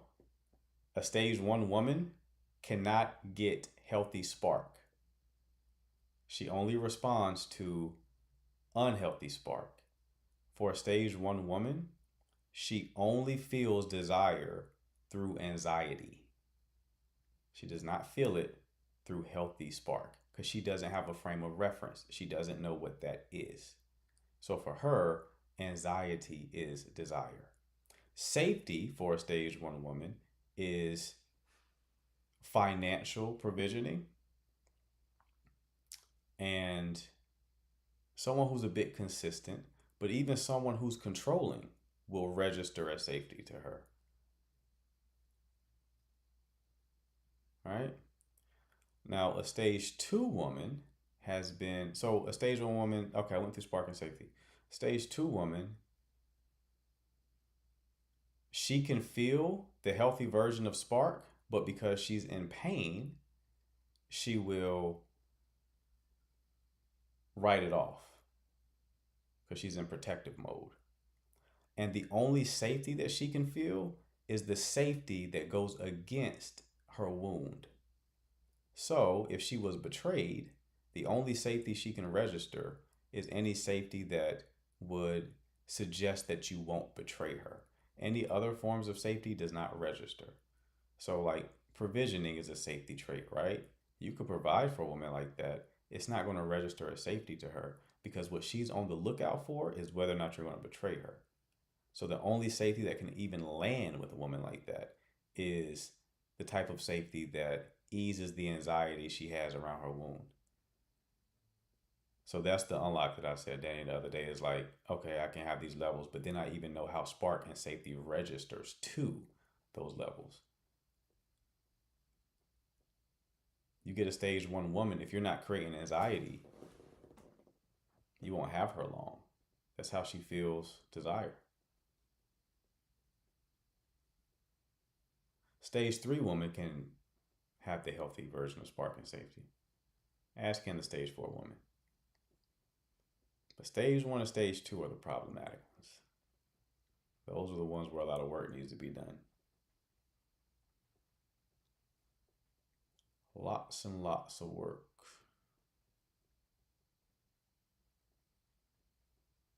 So that's what I was saying. If I'm stage 3 sub B and I get with a woman who is stage 1, just my being would be too much for her.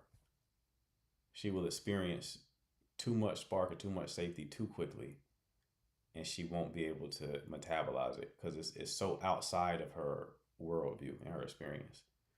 So she'll just leave because it's too disorienting.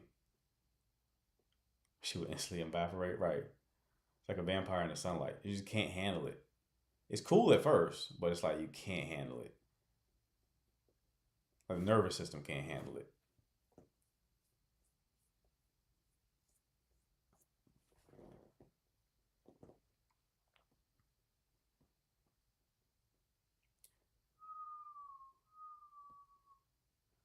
So ladies, what stage are y'all at? Tell me in the chat.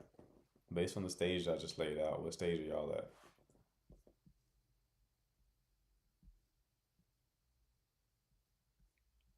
What stage are y'all at? Stage 2, 2 to 3. Okay, 2. I am 4. All right. It's funny, I haven't even explained 4 for real, but you're magically 4.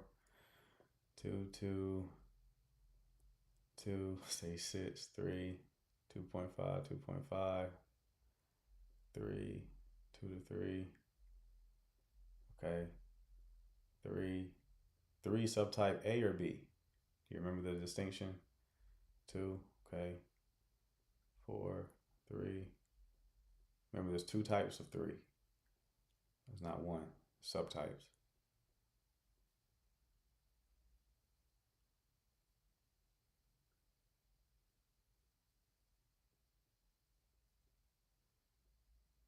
Also, you're not stage 4 if you're not securely attached. So, if you're not securely attached, let it go.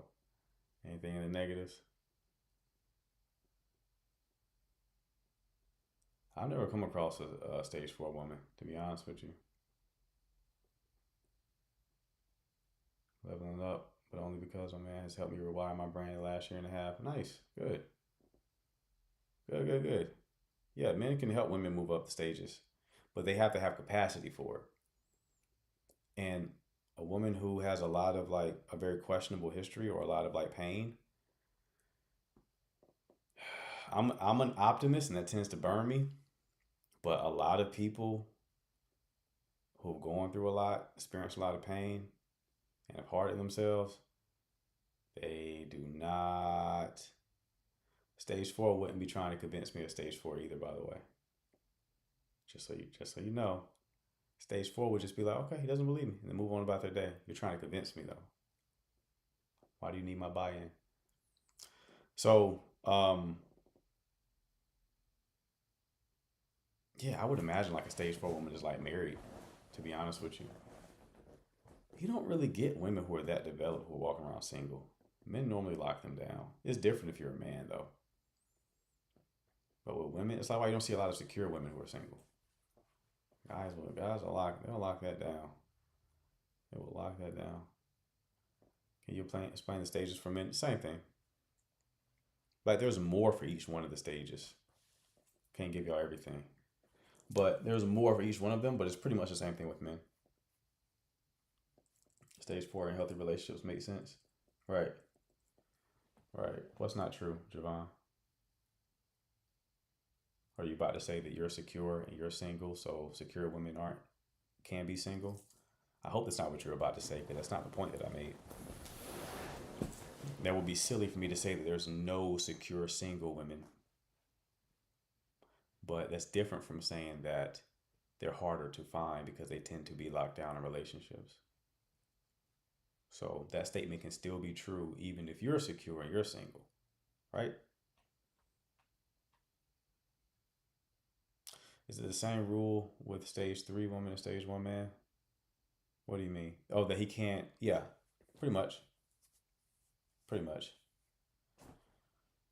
Stage 1 just has less awareness. They're just defaulting to whatever their system tells them to do. That's the anxious person who just acts anxious. And that's the avoidant person who just acts avoidant. And they don't even question it. They just do it, right? I keep attracting avoidant women. You keep choosing avoidant women, my man. You don't attract them per se. You choose them. I just need a good-looking anxious man.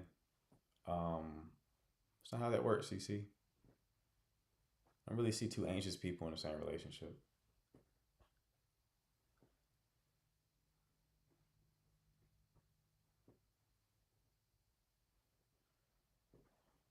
Normally don't see two anxious people in a relationship. How to get to stage 3? What stage are you at currently, Maya?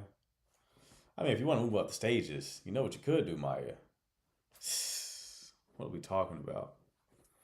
If you want to learn the real model, get all the information, and you want to move up the stages, you can always book that 1 hour coaching call. Shoot me a DM and let's get that locked in.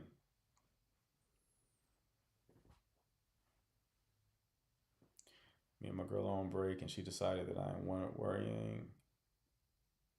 Hold on. What? Me and my girl are on break and she's decided that and I'm worrying much if she's thinking of ending it. So she initiated the break? Yeah, I mean, she might be ending it, bro. I kind of think two anxious people can turn each other secure. It's not how that works. It doesn't work that way. Two anxious people are unlikely to even be attracted to one another. Understand, anxious people tend to follow where their anxiety points, right? They tend to date people who make them feel anxious. Another anxious person is not going to make you feel anxious. Someone who's always available, wants to see you all the time, you're not going to feel anxious. You're not going to like them. You're going to feel like they're smothering.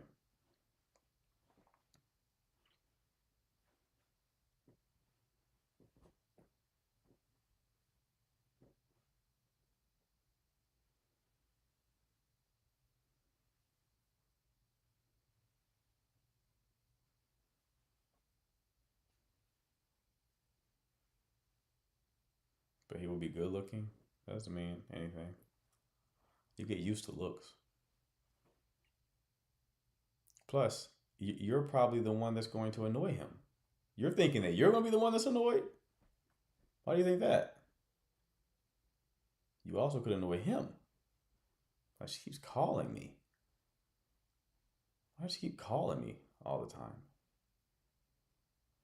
I didn't answer the phone. Now she's texting me. She's blowing my phone up. I just saw her yesterday. She wants to see me again today. It's too much. But anxious people want consistency. So wouldn't they both understand that? No. Nope. That's not how that works. Again, anxious people, you have to understand what is unconsciously running their behavior. They think that love has to be earned. They're playing out some sort of childhood wound, and they're finding new people to play mommy or daddy with. As bad as that sounds. That's all they're doing. Just playing out the same wound over and over and over again in different relationships. They can't play that narrative out with you if you're not going to play the role that you're supposed to play, which is someone who makes me work for it. That's the role they need to play. Someone to make me work for it. They can't play that role with another anxious person.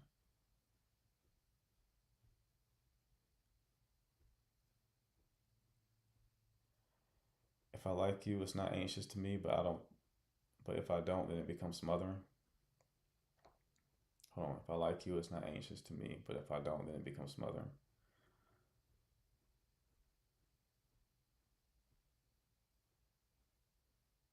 What? I don't understand that, CJ.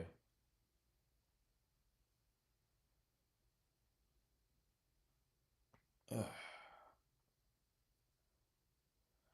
So most healthy relationships with opposite attachment styles, no. Somebody is secure.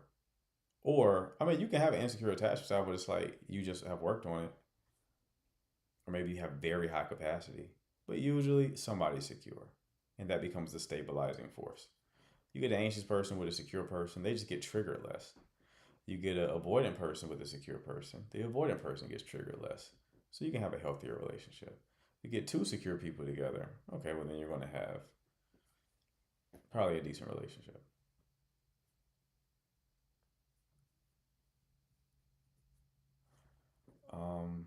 Definitely have a question for you. Have progressed with the girl I'm seeing as per your advice. Okay, you can drop a question in the chat, Neil. I don't remember our conversation, but yeah. Tell me a little bit about the situation. Because of the attraction, you will not notice the anxiety. What? No. Cece, you've been in this line for how long? Y'all should be experts on attachment styles at this point. Where are all these questions coming from? Am I that bad of a teacher? Y'all should know just as much as I know about attachment styles at this point. What's going on? You just say that looks override attachment styles? Is that the point that you're making? Because of the attraction, he will not notice the anxiety? Do you have any proof that that's the case? What's your experience been like? Your personal experience, has the level of attractiveness ever overweighed or overpowered the anxiety?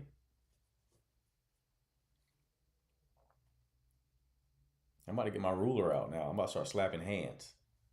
Y'all in here texting in my class. I don't like it. Y'all in here on the TikTok, on Instagram. What's up, GG? What's going on, babe? When you show up in a secure way, you realize there is just so much more to connecting with people. Right.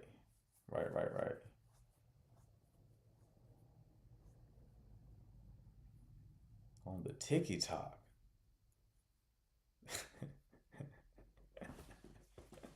They ain't learned nothing.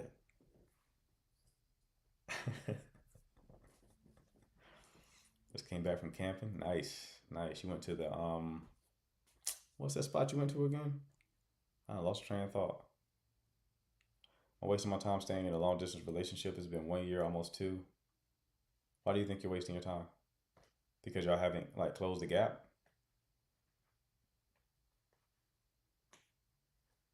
Is that why? Sequoia, okay. Because we haven't met. You haven't met? Yeah, you're wasting your time. Leave immediately. Immediately leave. Immediately leave. Cut that off. Whoa. Other than that. Immediately, bro. 1 to 2 years? She's attached to me and scared to lose you. She's not attached to you. She's attached to the fantasy in her head. Y'all haven't met.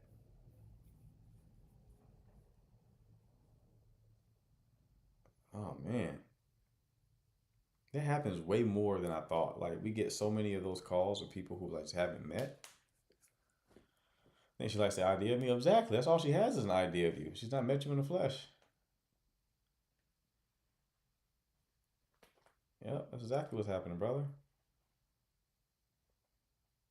I can't imagine doing that. No yammies? No yams.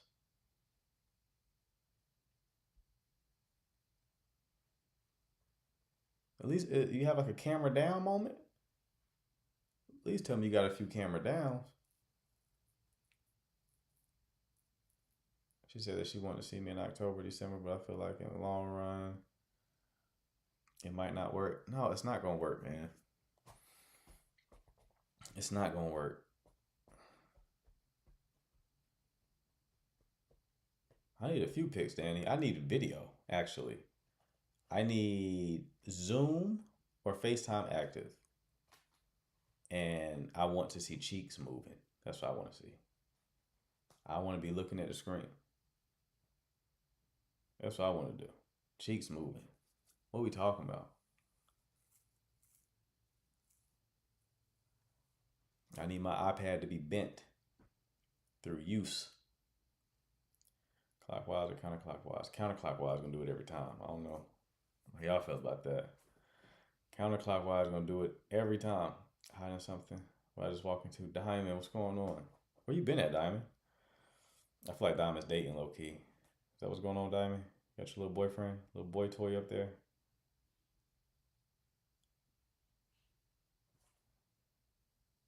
What's going on? Oh, we leaving crying face emojis, huh? Oh, little. Let's pull one out for Diamond mods. Let's pull one out for her. We waited too long.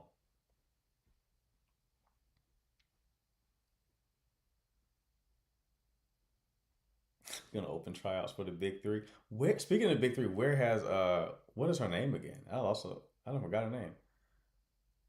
You know what I'm talking about, Danny. Sweden. P something. I have the worst memory sometimes. Prevo, yeah. You forgot her name too, Z? I ain't seen Prevo in a minute.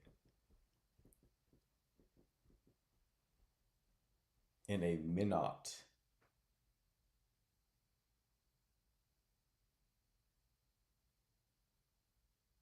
What's been going on? That's the saddest part. I feel like a high school teacher or a middle school teacher or some sort of teacher that like sees my little class. Like you have your moment with them and then they go and they graduate. So it's like me and Diamond had a little moment and she goes, she graduates, and she gets into a relationship.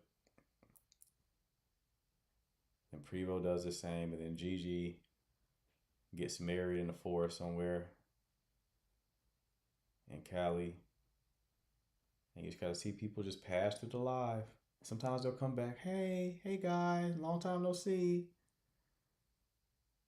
And then like they'll call in, the boyfriend be in the background, hey guys, heard a lot about you. Can you get him off the phone, please? I'd rather just talk to you. You know? They just pass through.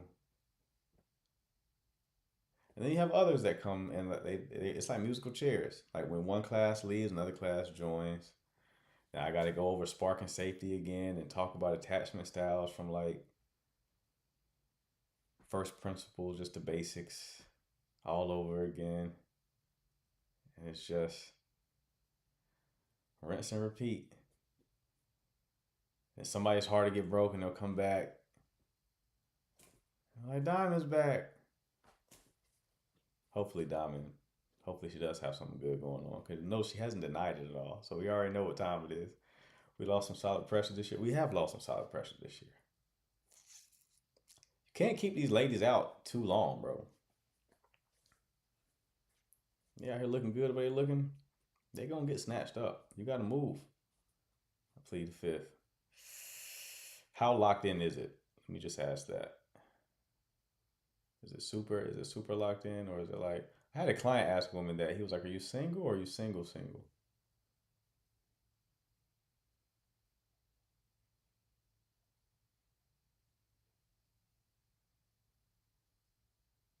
Super new, okay.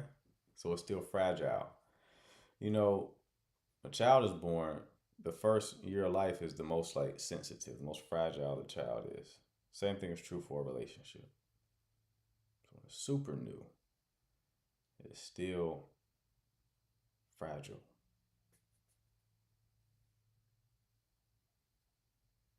That's all I'm gonna say on that. Pierre, do you have good news? I see people responding. I have 2 dates this week with 2 different women, or like the same woman twice?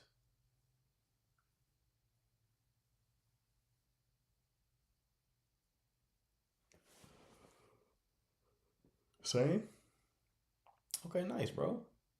Yeah. That's what I'm talking about, Pierre. Pierre killing it. Pierre is like the star pupil in the chat as far as my fellas. Danny and CJ and the boys let me down, man. Well, Danny's healing, so he can't be considered. CJ let me down though. CJ ain't healing. He just not shooting. Mr. O'Neal is just a mass shooter. Like, you let him into school, is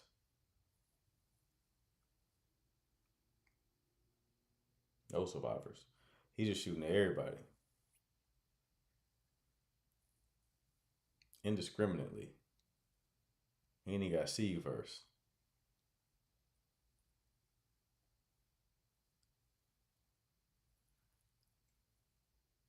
He ain't even got to see you first. He gonna send you. He gonna just gonna proposition the plane ticket. You trying to come to Turks?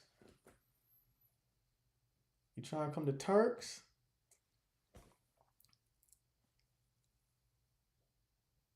He's why they locked the doors.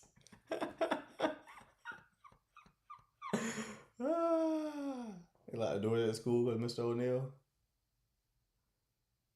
Mr. O'Neal kicked them doors down. He wore that size 17 boot.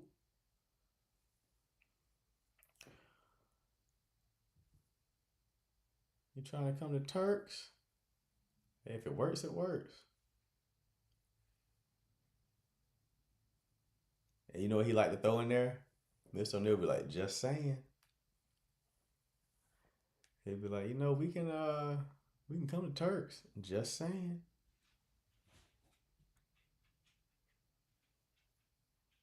I like to go out to fine restaurants. Just saying. Well, said that just saying gonna work at some point.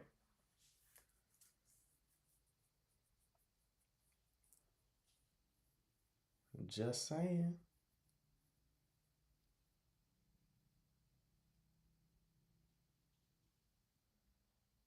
All these people keep messaging me to join their live creator community. I'm not doing that shit.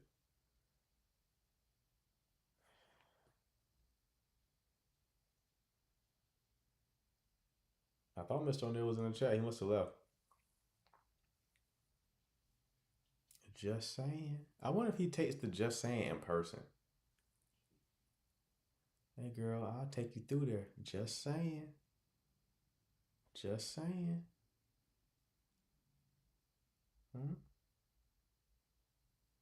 Battle one time? No, not battling. Y'all saw that time that Indian guy had me in the battle room and wouldn't let me out. I was in that bitch sweating. Please, sir, let me out of here. No. He said, please, sir, my family.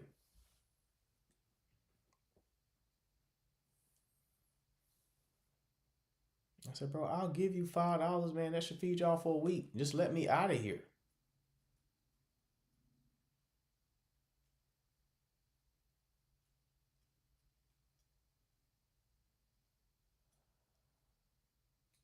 Y'all seen that Indian street food? Like, who's like familiar with India? I'm not familiar with India at all. I'm sure they probably have I'm sure they definitely have rich spots of India. Because I've known people who say yeah, I've had Indian street food. And my mind automatically goes to the TikTok videos where they scoop the shit out with their feet. And I'm like, that ain't the street food that you're talking about. That's the street food that goes viral. There has to be there has to be, right? I'm gonna Google it when I leave here. There has to be. It certainly ain't the food that they scoop out with their elbows, right? It's going that bit and put it. I don't even know what they be cooking in that bit. Everything dirty. And a lot of them be overweight, and it's y'all eating a lot of this shit?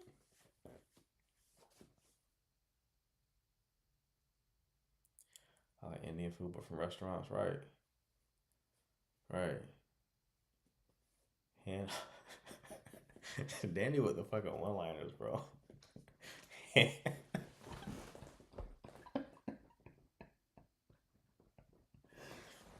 Hand harvested artesian water. They'll put some small shit in grease and it be big. How do they do that?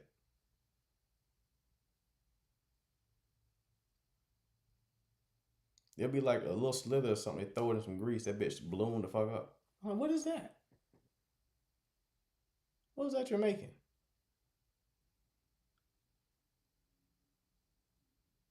How do they get big like that? I don't understand. I don't understand the physics. Indians be different.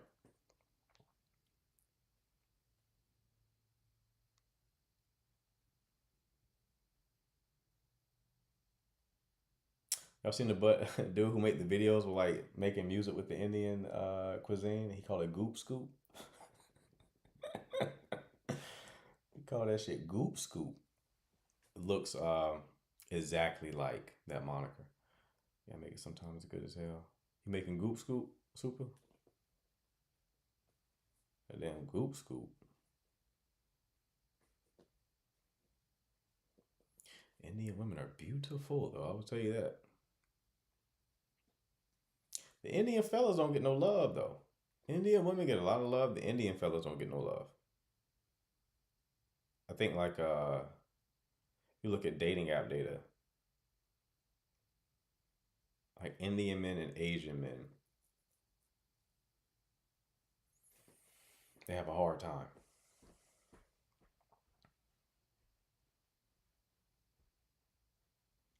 White men are winning though, across the board, huh? Across the board, every race, rocking with it. The most beautiful women I've seen in person are Bangladeshi. Really?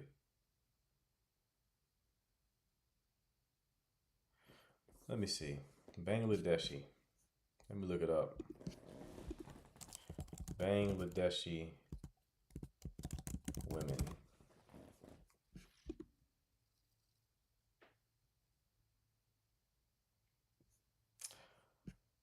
That's not looking good. I'm gonna have to put a qualifier there. Apparently, beautiful Bangladesh. I don't know why that wasn't okay.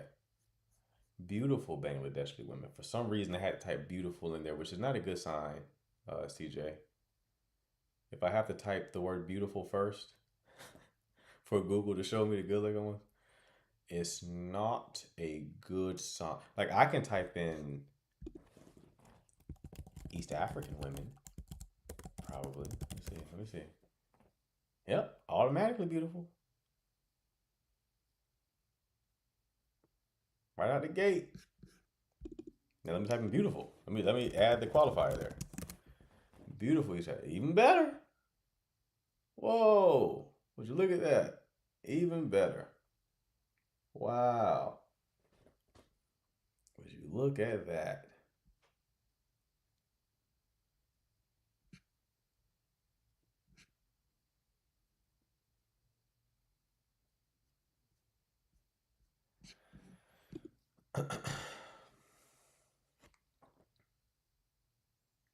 Fellow Ethiopian here.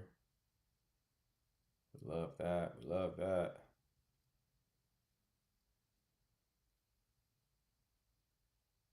I mean, the individual girl I knew.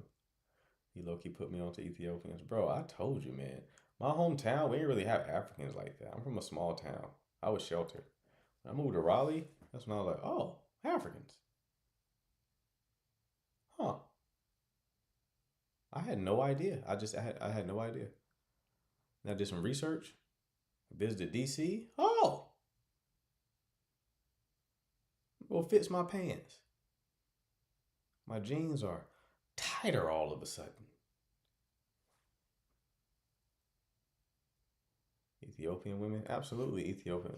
First woman I dated outside of after my relationship ended was Ethiopian. I said, I like it here. I like it here. I enjoy this. Pass me that Goop Scoop. Look good and green. Appreciate you, love. She told me like have Ethiopian food. I said, well, it's not my favorite. She told me it's not her favorite either.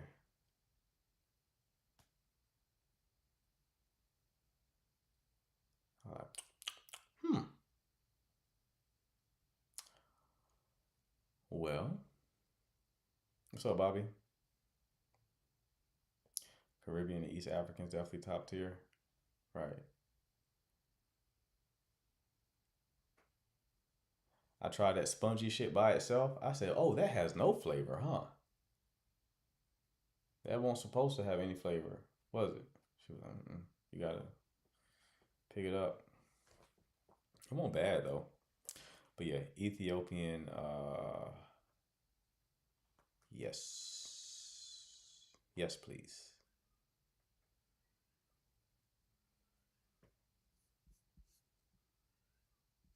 Yes, please.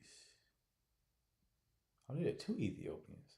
The second one was Oromo, which is still Ethiopian, I think. You can't tell them that though. Them Oromo people don't like that shit. They don't want you calling them Ethiopian. They will correct you. They're like, I am Oromo. Alright. My bad. They like coffee and shit. Anyway.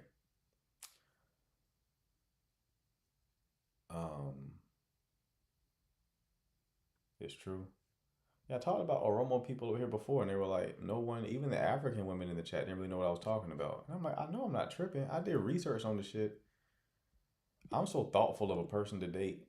When I learned she was Oromo, I was trying to find places in the state that were Oromo affiliated to take her. Just as a surprise. Found like a church and a coffee shop. But yeah, she ain't play about that shit. She did not play about that. I'm Oromo from Oromia. Oromia? I think that's what it was. How you pronounce it? I think like Ethiopian people conquered them or something like that and took their land. Something like that. I don't know.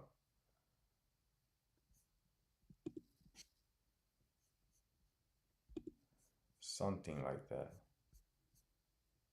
How's it pronounce it? Oromia? I thought she said Oromia. Let me look at her Instagram real quick. I thought she said Oromia. I could be wrong.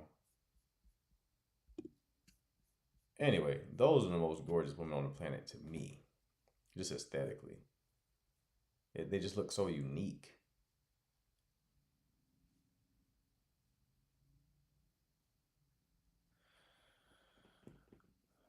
Hey, can I please get some advice? Yeah, what's going on, Kiana? Drop your question in the chat, love. I'll answer it there. Oromia. Makes sense. Oromia. Okay.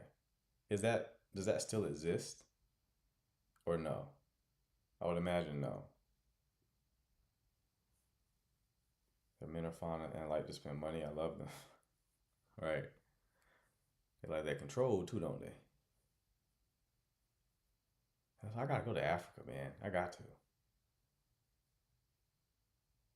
I have cancer, and the man I was with said he couldn't handle supporting me anymore. I'm sorry to hear that, love. What's your question, though, about that? Happened 2 days ago? That sucks. It still exists? Okay, cool. Yeah, that sucks, love. How long were you with him? How long were y'all together?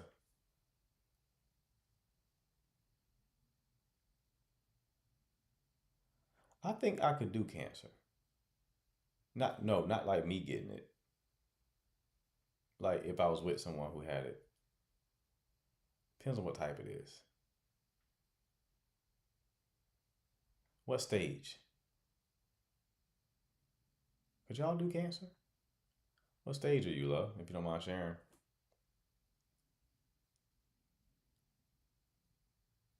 I cannot do a burn victim. Can't do that. I know myself, so I'm like, baby, stay out the kitchen. I don't know what to tell you. I can't do stage 3. Okay. Okay. All right. Yeah, I'm sorry to happen to you, love. It's very difficult to change our relationship. What's up, Boogie? When were you diagnosed? How long ago? And what type? You don't have to share any medical details, but like if you don't mind, what type do you have? Back and forth doctor's appointments, have another surgery. Okay. Okay. Can y'all do a burn victim? Like, am I tripping? Can you do a burn victim? Can you do that? you've been married a long time for better or for worse? I want to agree. I know that's how it should be. I want to be like, yes, I could do it. I want to do it. How about that? I want to do it.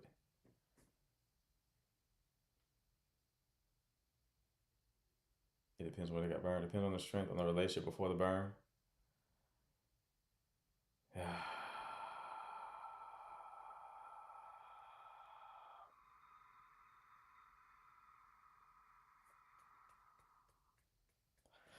That was a really good answer, Bobby. I gotta be honest, brother. It could be 20 years. Why does how the burn happen matter? But why does the origin of the burn?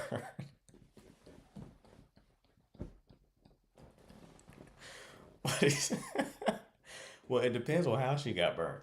What do you mean? I'd do anything if I'm married to you. Mm.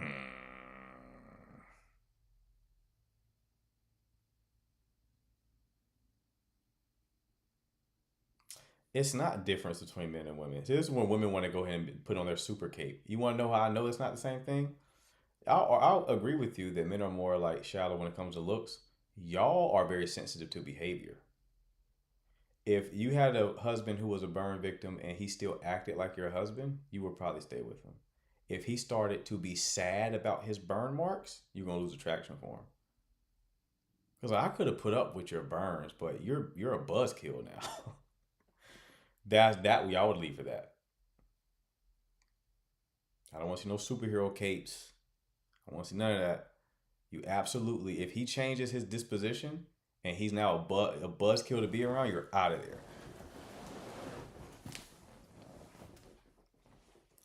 You're out of there. I literally just had a call with a woman like that. She was like, yeah, he lost his job, and I was cool with that. But then he started being like sad about it. And I was like, I'm like, yep, y'all sensitive to that shit. The same way that we're sensitive to like looks.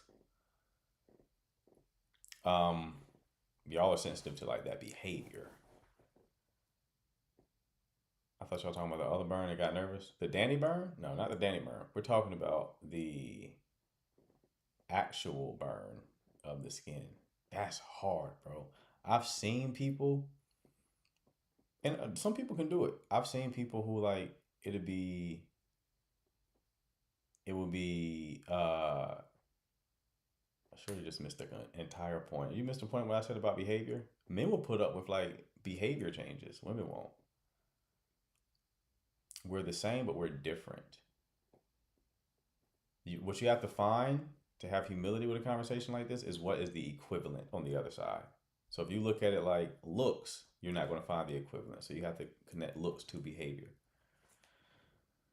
If you're married and she gets burned, you're leaving. It depends on to the extent, and it depends.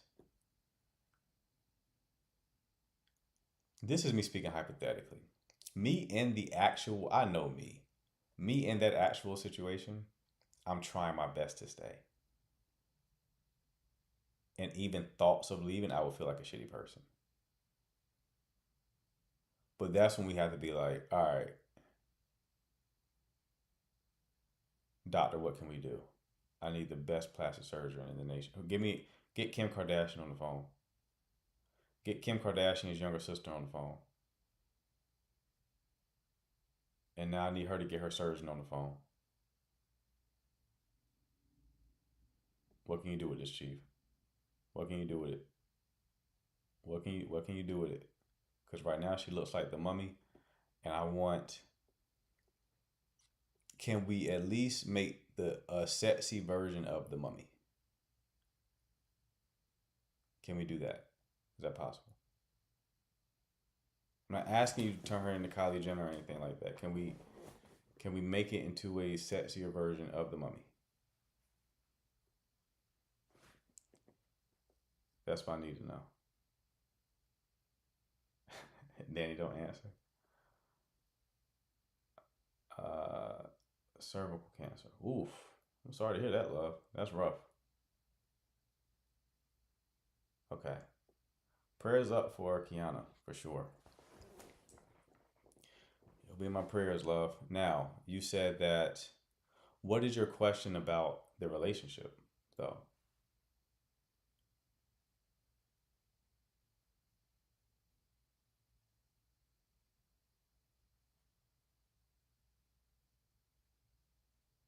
What's your question about the relationship? Are you trying to make sense of it, or how long have you been battling it as well? That's also important.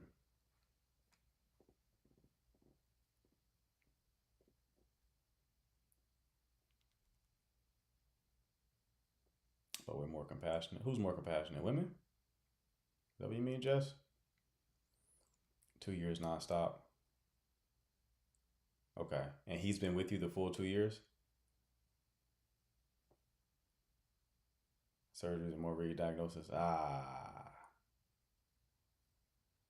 how long you delaying the breakup after the burn, if at all? Bro, Bobby, I'm trying to figure it out. I'll be in that bitch like, all right. I'm trying a different. Try this wig on, babe. I don't like that one either.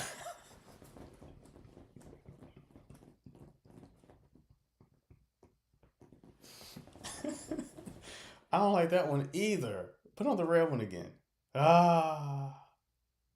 It's even worse the second time around.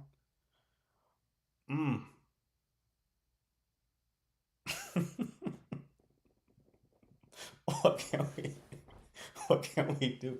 I would try everything. I would leave no stone unturned. I would leave if what if I got burned? I would own it. I'd be like, listen, I know. Listen. I have me on like some shades and some fake mustache, maybe some fake lips. I know it's a lot. I'm ugly as shit right now. I understand that. Please don't leave me. Please don't do it. I would get it though. I would be like, listen, I get it. I brush my teeth every morning. I know what's going on. I get it. You feel me? I understand. You do what you gotta do. Just let me get the yammies one last time. Just let me get the yammies one last time. All right. I know it feel like you're getting smashed out by a reptile, but like that's just one last time. So it's the looks. I'm talking about if I was like burned. Yeah, I was like, if I was like a burn victim, I would know. Like, all right, you probably out of here, right? Yeah, I figure you don't have to answer. I get it.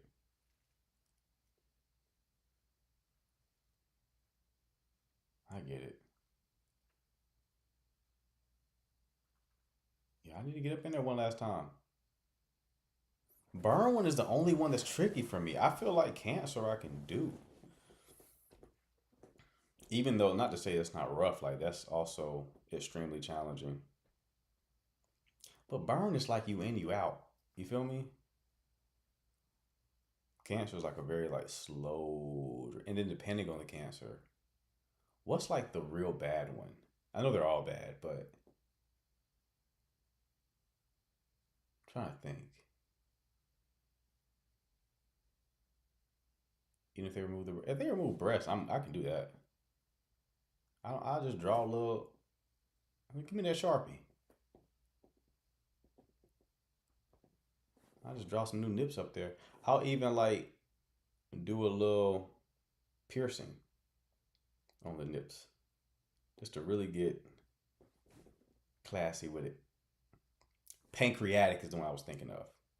Hell yeah, that's the bad one, ain't it? That's the bad one. That's the bad one. But yeah, your titties get gone, your breasts get gone. Just I'll even draw a little circle underneath. Little circle underneath. Bop bop. I don't even care about that. Now cheeks. Is there any logical reason to get rid of cheeks?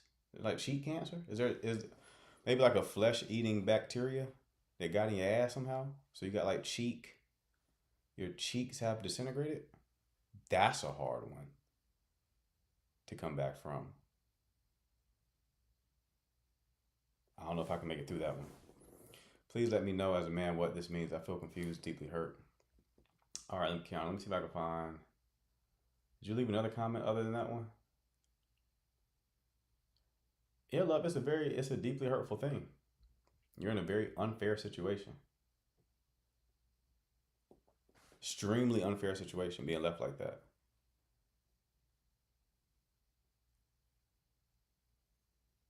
But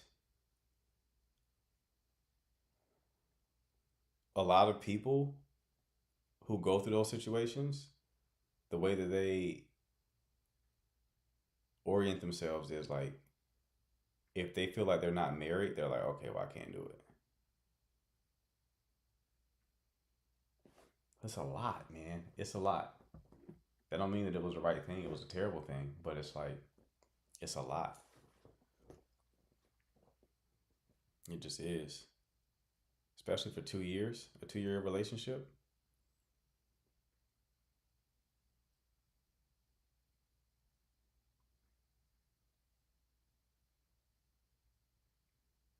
No, I'm not taking any more calls. So, sorry.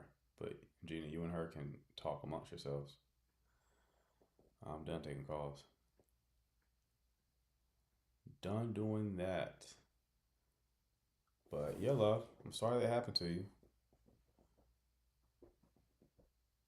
Do you have any other support system with you? Do you have like family, friends? Or was he like your entirety of your support system?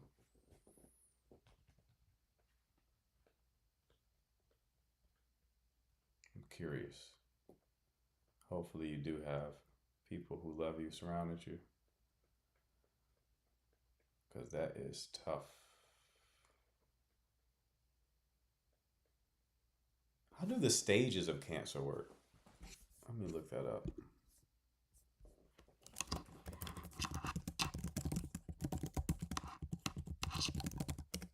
Is it time to pass around the collection plate? We haven't passed around the collection plate today. We might have to do that. Get some of those gifts, the big ones. Cancer stage describes how large the cancer is and how far it spread from where it started. In general, the higher the stage, the more advanced the cancer. Okay. Spread over tissue lymph node, depending on the cancer type. Cancer more extended symbology for tissue nearby lymph node. Cancer spread is also called metastasis. Okay. Right. All right.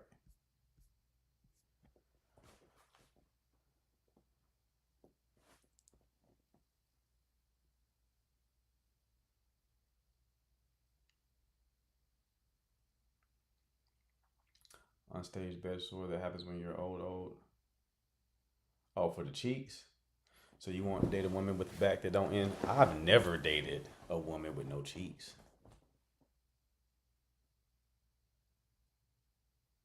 I almost got offended, Jess. That's never happened. I'm literally thinking right now. And you know what? It's not even like I've tried to avoid it. Like even when I was on dating apps, like I think God just knew. Like can't give him. I know my creation. I know my child. He needs something back there. It ain't even about the size. It's about the proportion, right? It's just the proportion. You gotta be huge. I don't even like the huge ones. I don't like the huge ones. I feel like they're hard to wash. Too much surface area. But if it's proportional, but it ain't gotta be big.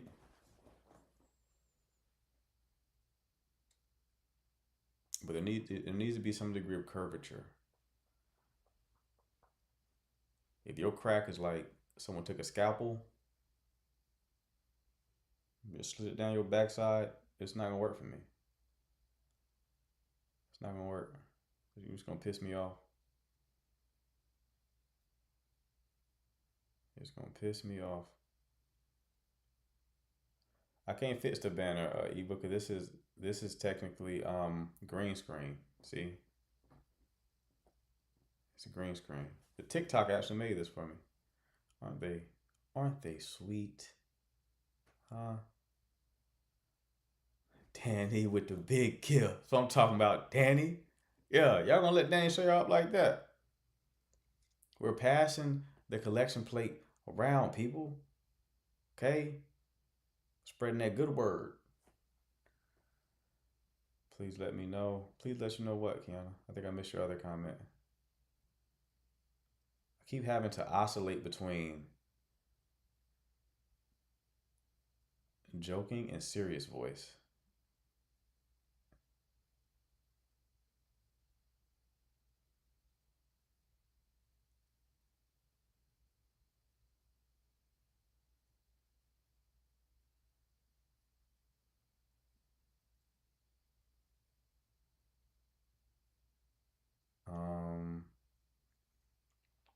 You just gotta look right. Was it guilt? I don't know. Was what guilt? Him staying as long as he did? Possibly. Not gonna lie to you.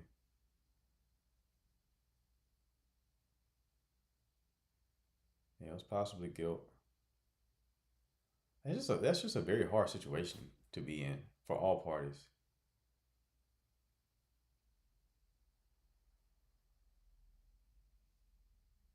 Appreciate you, user. Also, if y'all need coaching, y'all know what to do. DM. Yeah, that's just a very bad. That's just a very tough situation.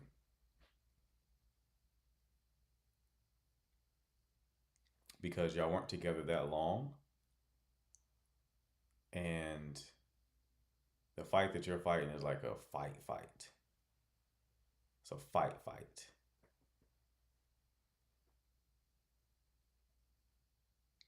So it's rough for everybody involved. It's almost as if he's holding on to me, and I don't know if it's because I'm sick or he loves me. Why can't both be true? If somebody loves you and you're sick, like, yeah, they're gonna try to be there for you. But it can also be too much for some people. I know some people who don't go to funerals because they can't take it. People have different capacities. Some people, and it's not even a measurement so much as like how much they love you. It's a measurement of that individual and their capacity to handle discomfort. Right? So you can have two people who love you equally, and that one person has a higher capacity for discomfort than the other person, and then they stay, and the other person leaves because they just can't handle it. They can't handle it. Ariana in the building. Okay, so Ariana did not follow the path of Diamond. Ariana's still here. Ariana. What does that mean? You found someone? I'm so happy for you, Ariana. Congratulations. What does what mean, Kiana? Capacity?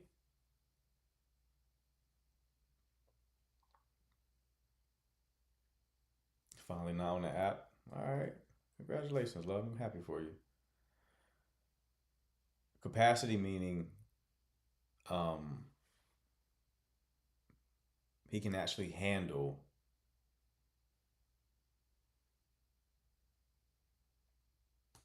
he can face the situation without running. Some people are just unwilling to do that, regardless if they love you or not. Went to a barbecue. A bunch of men approached me there. See, I told you, you just gotta get outside, Ariana. That's it. See, you didn't have to meet them on TikTok. Is he a millionaire? I saw Ariana talking to a man on her live, and she's like, "Do you have $1 million?" I said, Ariana, come on.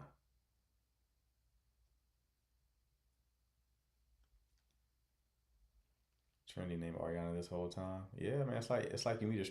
She's not a stripper, but it's like you met one, and they told you their real name, and they gave you the stripper name, huh?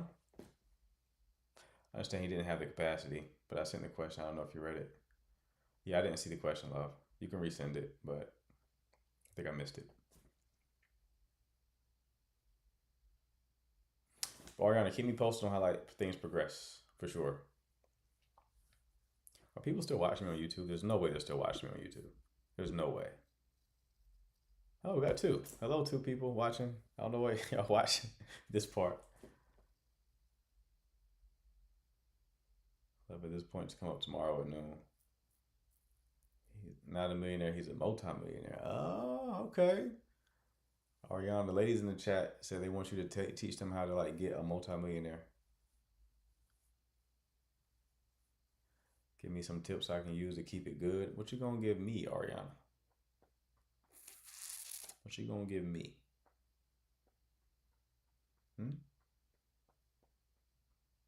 I don't mean that in a weird way, like your cheeks. I mean that like gifts. We're passing around the collection plate. You're just in time. Offering is upon us. Oh, you want to do the coaching? Okay, Ariana, that's what I'm talking about. Go ahead and buy them. DM for coaching. We'll get on an hour call. Ariana. Just DM for coaching. All right. DM for coaching. And we will make it happen. We will make it work. I'm always surprised so many of y'all just sit and watch me ramble. Those 100 spots not filled. We getting them in and out. You can also book like multiple calls. Sometimes women want to come back and book another call to like, could we blow their mind so much? You feel me? Or that multi-millionaire coaching. One who shall not be named made me turn my camera on during our conversation. You all know and love her. I won't mention her name up here though. I don't want to reveal anything. I said, really? She's like, yeah. Normally I go on the Zoom calls, no camera on. Eva, I said I'm not mentioning any names.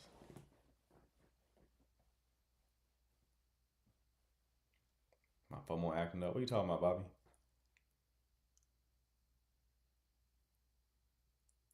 Now, Eva, I need you to convince Hannah to book a call and Cece as well. Some people I'll be just waiting to book a call. I'm like, really? Not yet, huh?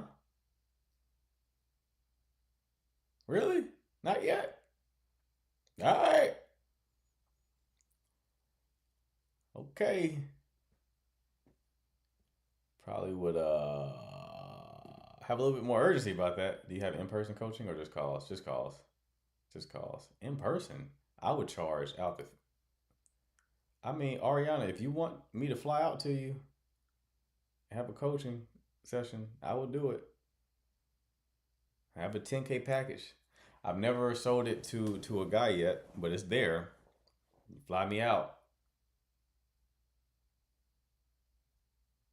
And I'll coach you in person. I could book a call, but we'll lean more into coaching and self-mastery. Yeah, you can do that. You can talk about anything on the coaching call. I don't give a fuck. It's just open-ended. You just gotta pay the fee. I sent the message. Thank you. Okay, Kiana. Appreciate you, love.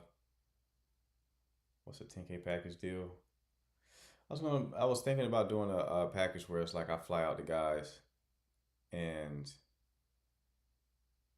coach them in person. So maybe they go out and they like go talk to women and I'm like hearing what's going on. I'm like, all right. And I give them feedback. You ever seen the movie, what's the Ryan Gosling movie? Doing a Mr. Hit setup, right? What's the Ryan Gosling movie? I know what I'm talking about. No. The one where he's with Steve Carell.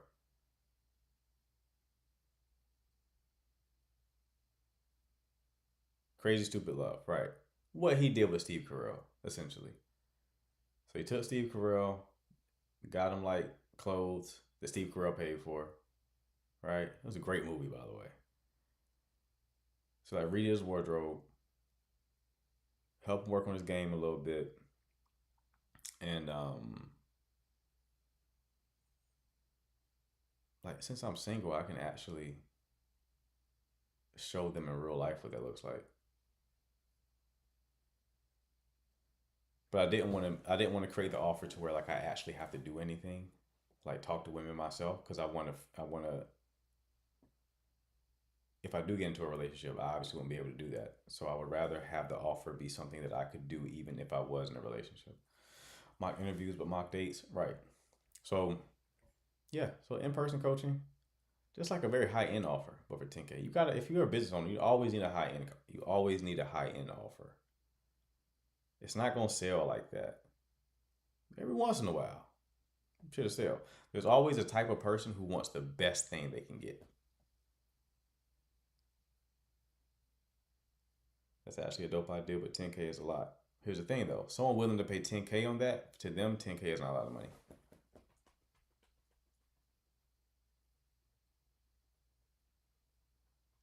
The person who would pay 10K doesn't just have like 10K saved. The person that pays 10K is like who Ariana is dating, a multimillionaire. They'll pay as much money as you want for speed. They want speed and they want the best automatically. It's a different psychographic profile.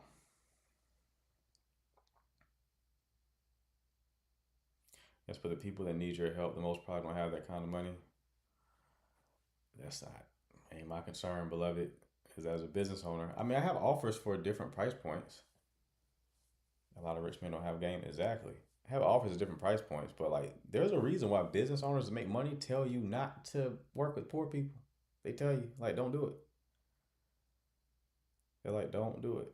You make the most money when you sell to rich people. That's when you make the most money. You sell to rich people because they're easier customers to deal with because they're rich, right?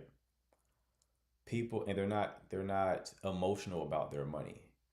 Poor people are emotional about their money. So to them, it's like when they're paying you something, to them it's a lot. So there's a lot on the line because to them this is a big investment and they have super high expectations. Because what they paid you, they're so emotionally attached to. Worst clients to have are clients that don't have a lot of money. Those are the worst clients to have. The best clients to have, the people who ask for refunds and shit like that, are the people who don't have money like that. People who have money, they're not so concerned. This resource is not super valuable to me typically. A refund on code? Oh, I don't offer refunds. I'm just speaking hypothetically. I don't offer.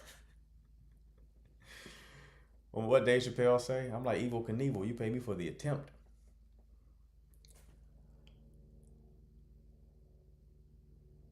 I get it, but I think poor people need more help when it comes to relationships. No, you're right. You're right. But still.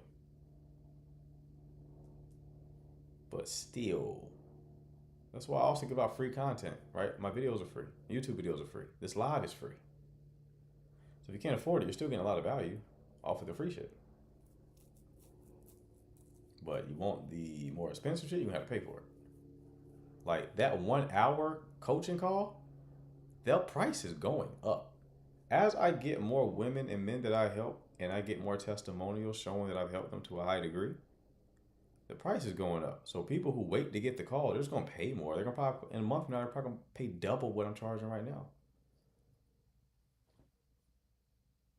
I have a speaking gig next month in Miami, Florida, where I'm gonna be on stage speaking. You think I'm not raising prices after that? Absolutely, I'm raising prices. I'm gonna keep raising prices. Over and over and over and over and over again. As my time becomes more valuable, it's gonna cost more for it. It's just business. My coach, for the same thing, I charge guys $1,500 for what my coach charges them $3,000 for. It's double the price. I think he's like $4,000 right now. For the same shit I'm charging $1,500 for. Price is going up. It'll keep going up. So people, it will behoove them to get it while it's still cheap, because it won't stay cheap. What should I start charging? I don't know what your offer is, Danny. I don't know what your offer is, brother. Your constraint is going to be attention. That's your constraint. Because how are you going to get clientele? Coaching, especially with dating and relationships, it's not a word of mouth business. Men don't want people to know they got coached. It's not like you work with a guy and then he gets great results and he brings his homeboys to you. He's not telling his homeboys about you. Women, maybe. Right? Women may give you some referrals. Men are not giving you any referrals. So every male client you get, you gotta earn. You eat what you kill. Yeah, because of shame. It's the whole masculinity thing. They don't want. There's a couple of things men, they feel like they should already know how to do. One is talking to women, the other one is fighting. Right? They don't want to tell someone like, I couldn't. I was dry as a Sahara desert, and I finally got some yams. I'm drowning in it now, thanks to Marquette. Right? Like they don't want to do that. If I tell guys about like testimonials, they're like, don't put my name up there. That's the first thing they want to say. Don't put my name on anything. Eva, resend your question. I didn't see it.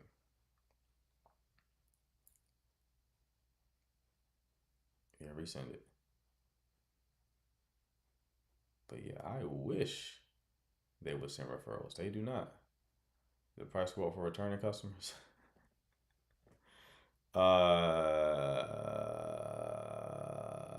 To be determined. To be determined. It's gonna stay where it's at for a little while, but it is going up. Especially after I get off phone calls with these women, they're all just like, it was extremely helpful. So, all right. Thank you for that. Price going up. Yep. A lot of people, they don't know, they're not used to paying for somebody's time. That's always expensive. Paying for somebody's time? It always costs a lot. Told y'all when I was doing marketing strategy consultations for an hour, that was $500, and that's cheap. It's $500 for an hour of my time to look at your business and tell you what to do, just to give you a plan that I came up with 10 minutes before the call. That's cheap. How about a decent set price for 3 calls max, and maybe the calls can be spaced out? No, I might do like packages for women. I was thinking that like ladies in the chat who are thinking about coaching, what do y'all think is best for y'all? A one-off call where you can just keep getting more hours, or like an actual package that comes with a preset amount of calls? I have to experiment with the offer. I just made it a 1-hour call on a whim. But there was a woman who tried to book today for like that's the beauty of consulting. You set your own price. Right.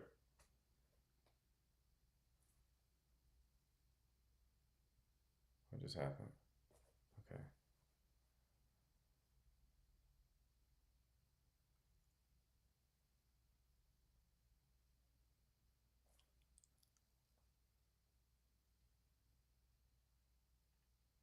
Yeah, so I don't, package sounds good.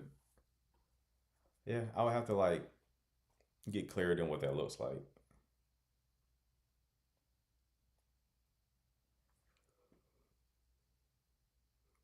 Because I don't know right now. Don't know. I'll get more, especially if like women come back and like book another hour. And I see like what they come back with, I'll have more of an understanding of like how their needs evolve over time. And then once I get clarity on that, I can create a package around it.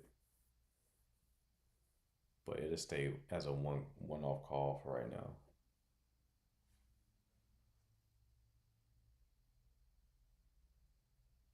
Can you consult a couple instead of individuals? No, I don't want to do couples. Couples are too complicated. I'd rather just do one person. It's best if the person doesn't know that you have a coach. I wouldn't share. Like, I'm getting coached by a dating relationship coach. I would just keep that low. But yeah, I don't want to be a therapist, man. Like, it's talk about like couples. Now it's kind of like therapy territory. I don't like that. I don't want that. I don't want it. I'm not trying to manage y'all's conflict. Y'all now talking, like fighting in the Zoom, arguing. I want to off myself. I'm good on that. Coaching suits you well. Appreciate you, love. We'll keep it up. Okay, it's 12:06. I gotta get out of here. It's late. All right, people. Again, if you need coaching, 1 hour coaching call, shoot a DM. Hit the button at the bottom of the screen with the arrow inside the dialogue box. Shoot me a message. I'll ask you about your situation. If I can help, I will shoot you a link to book your call. It's for men and women. Also, guys, if you rather teach yourself, have a course called the Retainment Blueprint. It actually comes with a free 30-minute coaching call. So you can also go that route. All right. It's everything I know about dating and relationships. Okay. I'll practice coaching on strings for now. Find my niche. Sounds good, Danny. All right, people. Appreciate the mods. Appreciate the chat. I will see you all tomorrow. Y'all take care. All right, YouTube. Aha.